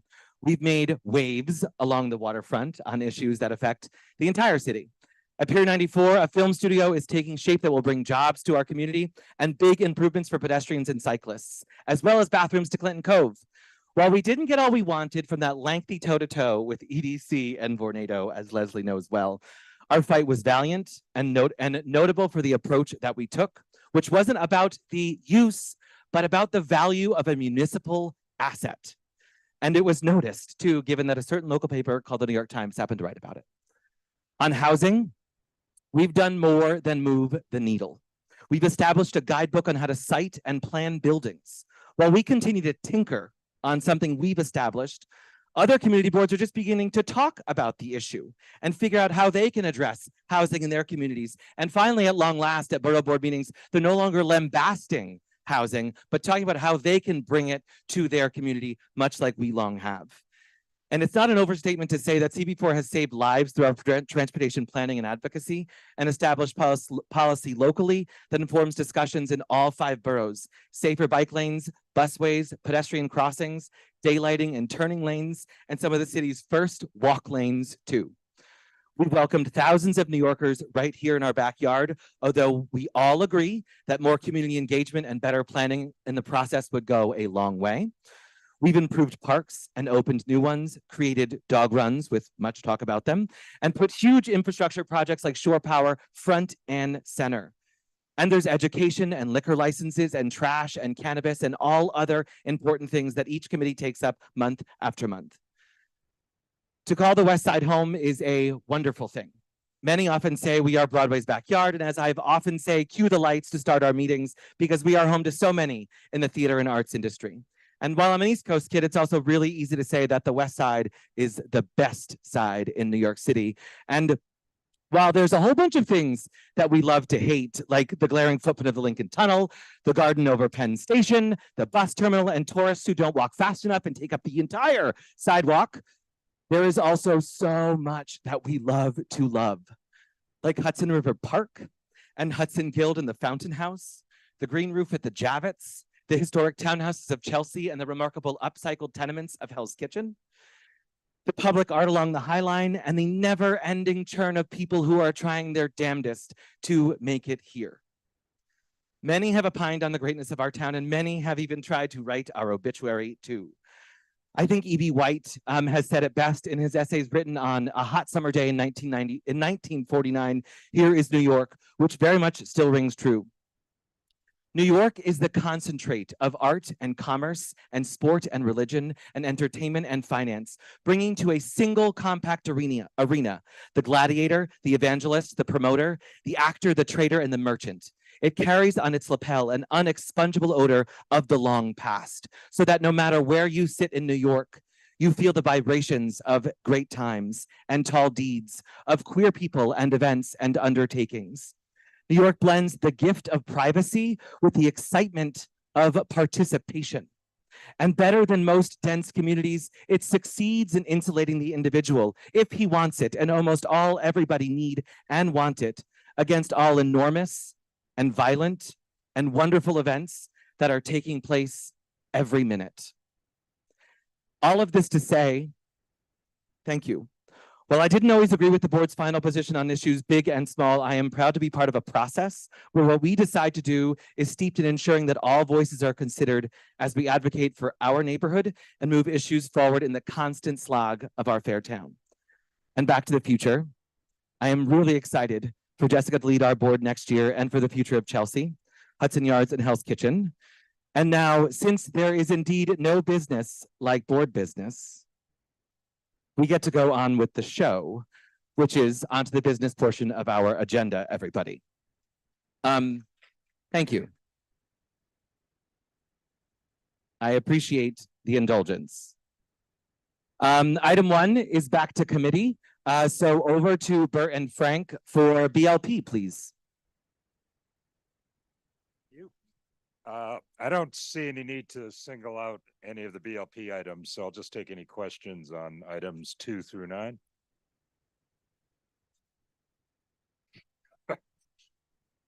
Okay. Thank you, Frank.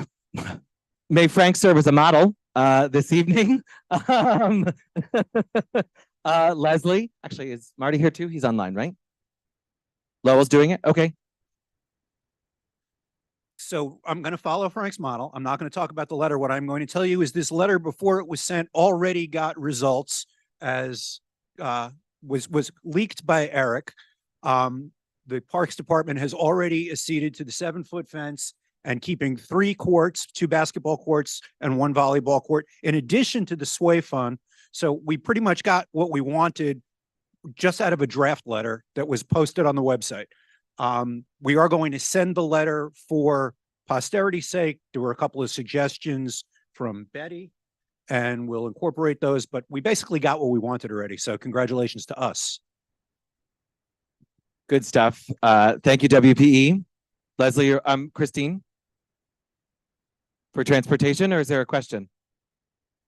Oh, yes.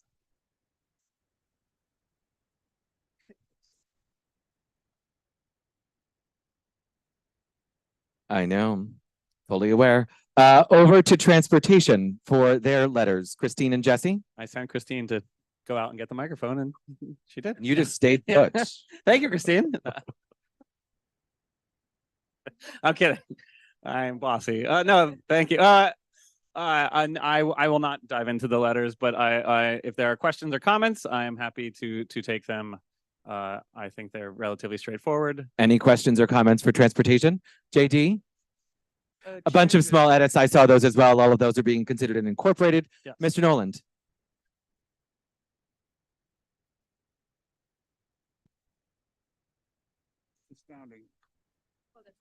JD gave a compliment about the Sidewalk Cafe and outdoor dining letter. So thank you for that, JD. More questions? Lowell, or is this a...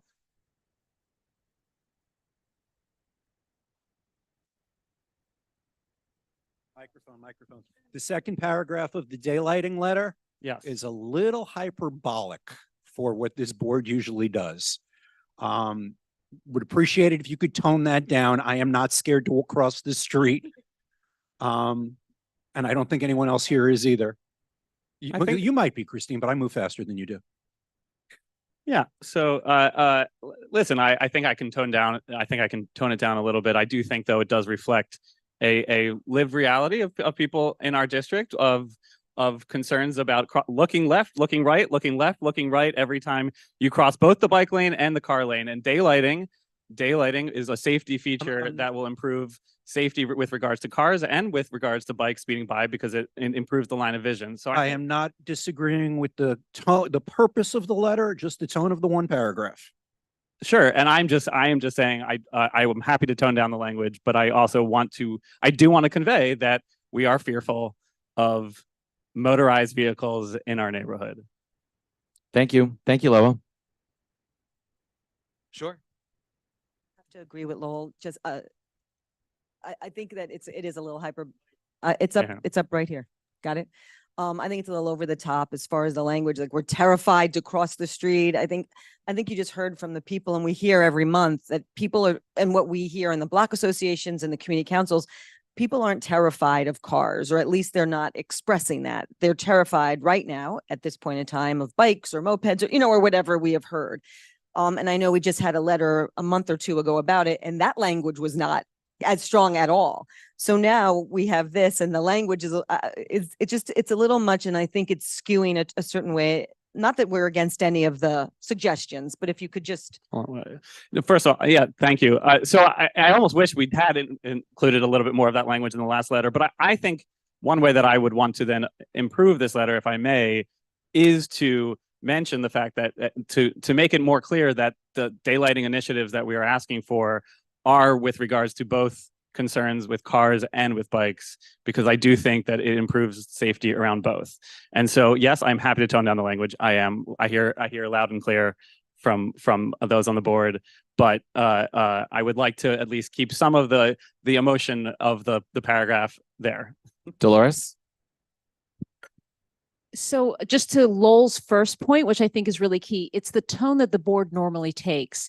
And the emotion is what we don't normally add. What we add are concrete facts, and that we have strong concerns, so that those that read us cannot react to the emotion, but react to the reality. So if we can find language that describes that it is a problem, but is not adding that additional heightened language, that I think creates a reaction that is not what we intend. We want them to listen to us, to act on it, not to go ahead and react to it. So I agree, Lowell, it's about our traditional tone, and this is out of that norm. Thanks, Dolores. Yeah. And I don't intend to draft something that creates new precedent for how we do things here. I do just want to express again that for the amount of testimony we heard in the Transportation Committee of people coming, each person after person using that exact language of how scared and fearful they are about stepping outside their apartment and crossing streets. That is not, I am not making it up. I'm not pulling it from out of thin air. I am actually conveying what we heard on our board. So thank you. Thank you, Jesse. Any other questions for transportation? Brad? Is there a mic? If there's a mic right in front of you, just hit the button, and if it's green,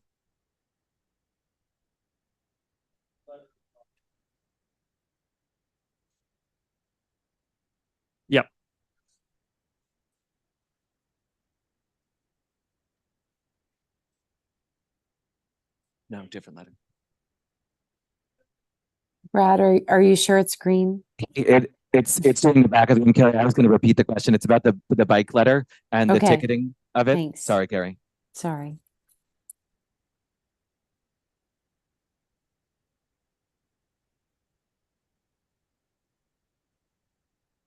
Oh, you're saying the current traffic police force? I actually we haven't even.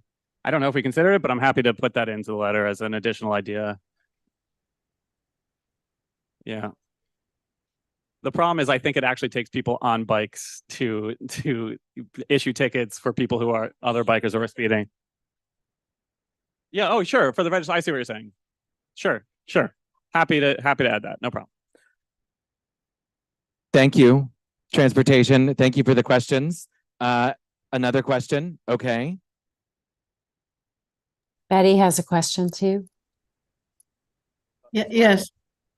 While we're on the bike letter, I know Christine said that she'd take into consideration the things I said, but I just wanted to highlight that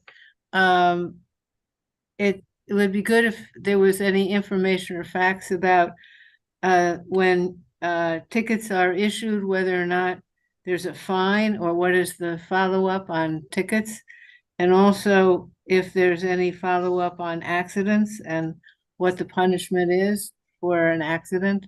In other words, if a e-bike crashes into somebody's leg and there's broken bones in their leg, will that be Betty, I know you sent those. I know you sent those in advance to Christine, and she said those would be considered as a part of the letter. I just wanted to say it out. The answer is that in our last letter last month, we indicated that there is a very poor tracking of that. And so what we ask in our last letter is that they establish a better tracking of that. And so we get the information. Right now, we don't have that information. So we will integrate that in this letter as well. But the fact is we don't have the tracking right now. Okay, well, that's maybe you can add that again in this letter then. Thanks, Betty. Joe? I'm sorry. I was just trying to follow the text on the letter for item number 12. Could I just suggest that the letter should stay as is and we just remove on line 12, and we pedestrians and bikers of the city are terrified. That. Yeah, that's no problem. I'll take it out. Great. Thank you. Thank you, everybody. Thank you, transportation. Thank you all. And we are almost there, so that way you can pop some motion and have a drink from the noise in this room. Next up is the executive committee. That's me. 2 letters coming out of exec. I will follow in the path. The item 15 regarding the FAR working group recommendations. A couple of friendly tweaks were received in advance, including some stuff around cleaning up language as it relates to the type of building design to be had. This is towards the end of the letter. I'm sorry, I don't have the lines in front of me. Some reference to special protections, as well as just, no, those were the key ones. And Roberta's not here, but we were working on them together. And then item 16 was a new letter that came out of an exec. We discussed this, a very simple, straightforward letter to get on the record about the proposed budget cuts. We heard the council member speak to those this morning. So this letter is meant to be very broad, sort of with the intention that it's teed up for committees to get to work on really unpacking what the mayor is proposing so we can push back on that. Any questions on the executive committee letters? Great. And new business. Jeffrey, sorry. Oh, I'm sorry. Online. Carrie, I'm so sorry. Yeah, thank you. Go ahead. Well, it's David actually who has a question. Okay, David. Right. I'd like to address the FAR cap letter. The Manhattan neighborhoods where lifting the cap would allow more housing are already among the densest and most desirable in the David, country. Before you jump in, I just want you to know this room is extremely loud. And we are just, it's gotten louder. So I just want you to be prepared to not speak up on your remarks. Okay. Just let me know if you don't hear me going forward. The Manhattan neighborhoods where lifting the cap would allow more housing are already among the densest and most desirable in the country. No developer would ever build affordable housing there. The real estate industry has long fought to eliminate the cap, not so they can build affordable housing, but to squeeze even more profit from these already overbuilt neighborhoods through ever higher penthouse views. It's expensive to build tall and naive of this letter to expect developers of FAR 12 plus apartment buildings to fill them with anything but oversized luxury units. Allowing developers to further mine for gold in densest Manhattan just discourages them from building affordable housing in the billions of square feet available under current zoning throughout the city, including large parts of Manhattan. As for mandatory inclusionary housing, it's a failed program that has produced only about 500 affordable units per year. It also requires upzoning, sacrificing the already sensibly planned light and air of residential neighborhoods for a paltry number of debatably affordable units. I have no problem with allowing existing office buildings that exceed the FAR cap to be converted to housing. No one seems to, but that issue is barely mentioned in this letter.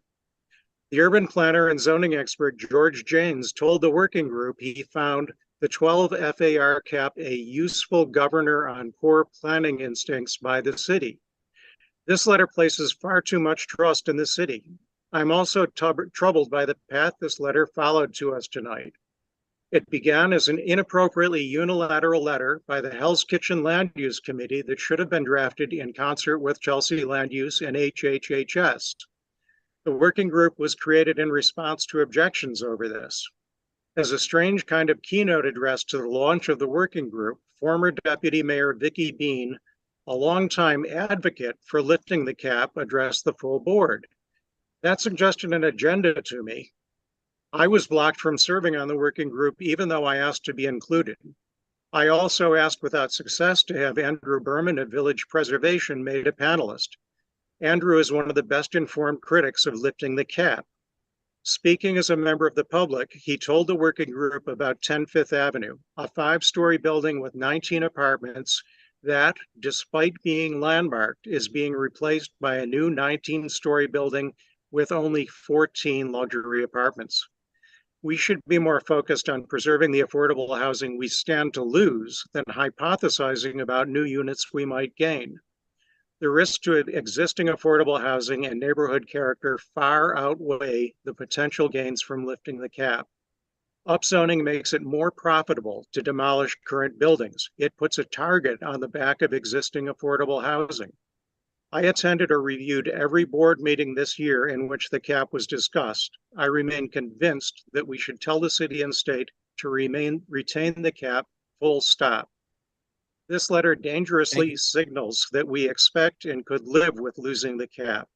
Regardless of how many qualifications we add, that's the overriding message we'll send.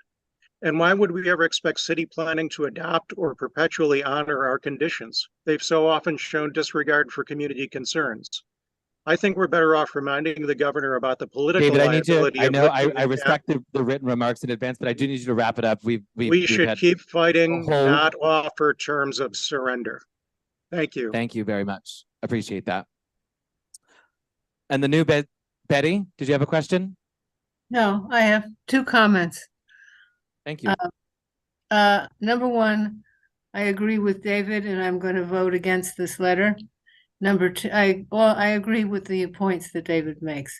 And on item number 17 from Executive Committee, I raise this, that if you get rid of the deadline, I mean, I like the content of this letter, but it raises the question, if you can get rid of the deadline. That's a different item. We're not on 17 yet. Oh, sorry. I thought you were moving That's to okay. that. That's what we are moving to, but I hadn't really introduced it. So it's the new business item, which came out of ACEs. Josephine, is there anything high level to flag? This is about the eviction notice to families in shelters. Hold on, I'm coming to you. Nothing other than what Betty suggested, clarifying if this 60-day notice is lifted, should the board recommend a new deadline. We could put the end of the school year or not. It's up for discussion. Do you want to propose something? I would propose putting the end. Josephine is proposing to amend the letter to put the end of this school year as the date for notification. Any questions on 17 as amended? So that's new business. Betty, sorry, back to you with your question on 17, unless Josephine just addressed it with regards to the change in notification date. The solution is confusing to me, to be honest with you. So maybe it can be made clear. I don't, the end of the school year doesn't strike me as the answer to that issue. Hold on. So the issue that's being addressed in the letter is that mid-year transfers for school students, particularly students who are unhoused, is very detrimental to their learning. So we know that the Department of Home, well, the HRCS, the Department of Homeland Services, are not going to allow these families to stay in these shelters indefinitely, regardless of what shelter you're in. So at least if the children were able to stay where they are until the end of the school year, that would at least help their results in terms of their academic performance and their social emotional learning. I don't really know how much clearer we can be. I don't know if we should really be putting dates in. Yeah, Did that's you have it's a you tough want to suggest?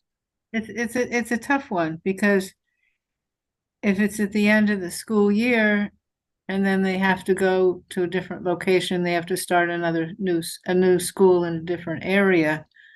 I don't know how long.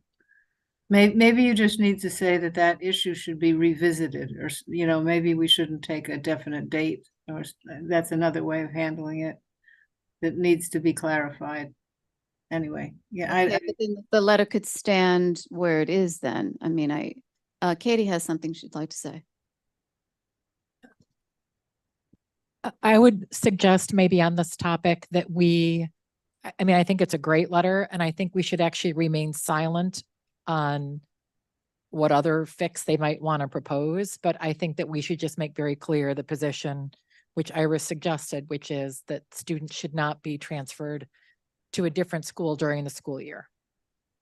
And yeah, and I wouldn't go further than that. Okay. Thank you, Katie. Are you comfortable with that, Josephine? Yeah, adjusting to saying the end of the year. No, keep it as is.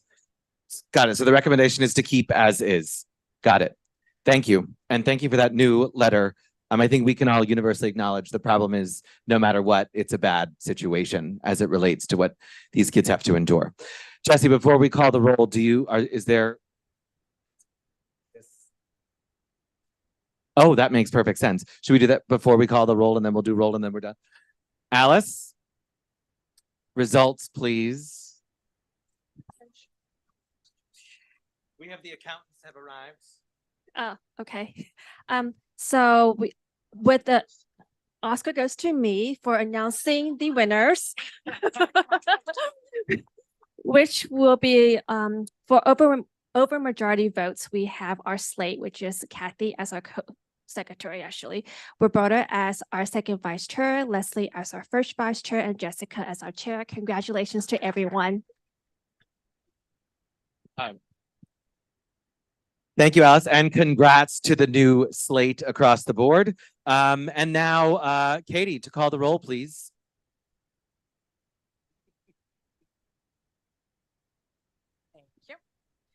Okay, so just a quick reminder that the first letter has been sent back to committee. So this is letters 2 through 17. I'm calling on Ted first.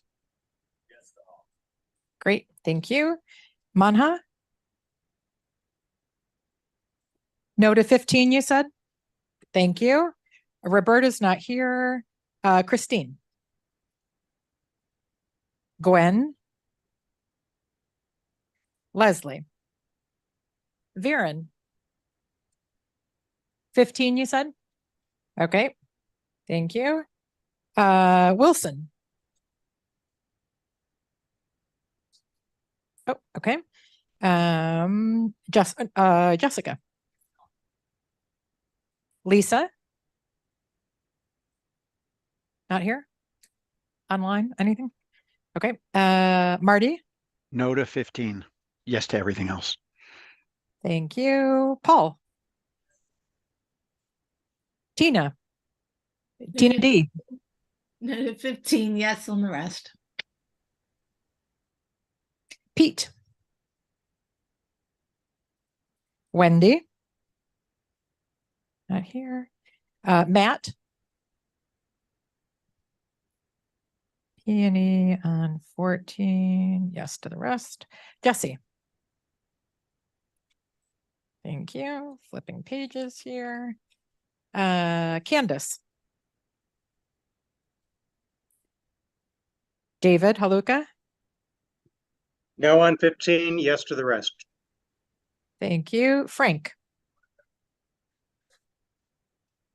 Josephine?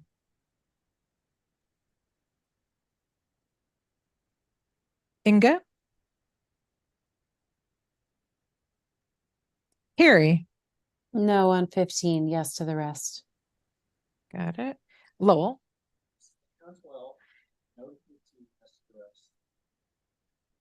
Got it. Raul?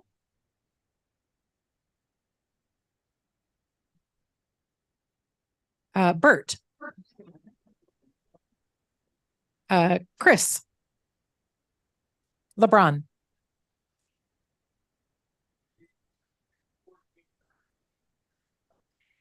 Let me just make sure you abstained on 13 and 14. Is that correct?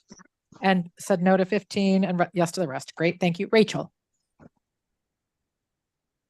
Buddy? No to 15 and yes to the rest. Sanford? Greg? Got it. Tina Nelson? Mike Noble? No to 15, yes to the rest, and submitted. Thank you. JD? Maria's not here, I believe. Alan?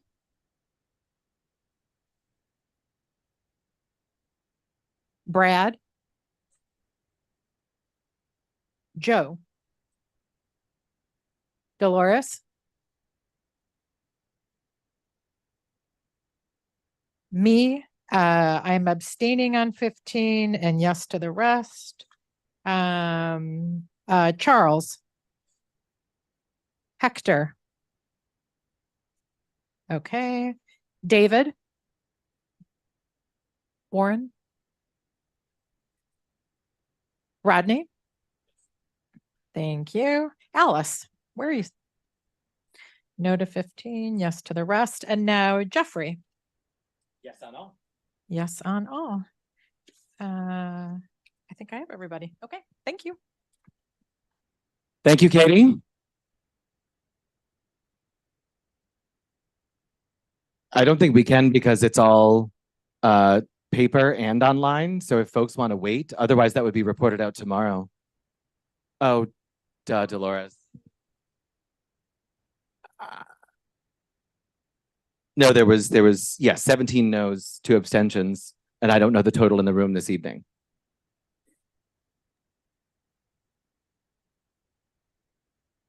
So it didn't. Could you just let us know what you're speaking Hold on, about? we're doing a count right now, Carrie, on 15. Oh, thank you. So it was 17 against and 2 abstentions, and there was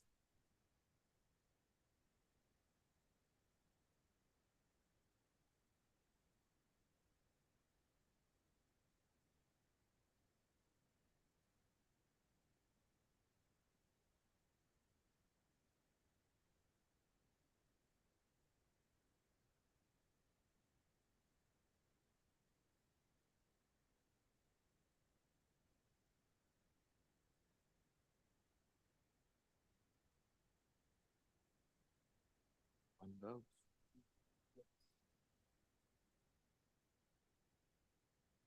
It was 20 in favor, 17 against, with 2 abstentions.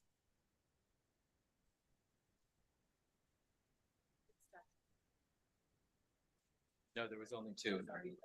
There was only 2. Somebody abstained on another letter. Dolores, I wanted to call you out for it. It's my last opportunity to do so. So, with clarification on the vote that you requested, Ms. Rubin, is there a motion to adjourn? Thank you. Is there a second? Thank you, Bert. Thank you, everybody. Enjoy the holidays. Stay safe. Thank you all. Night, everyone.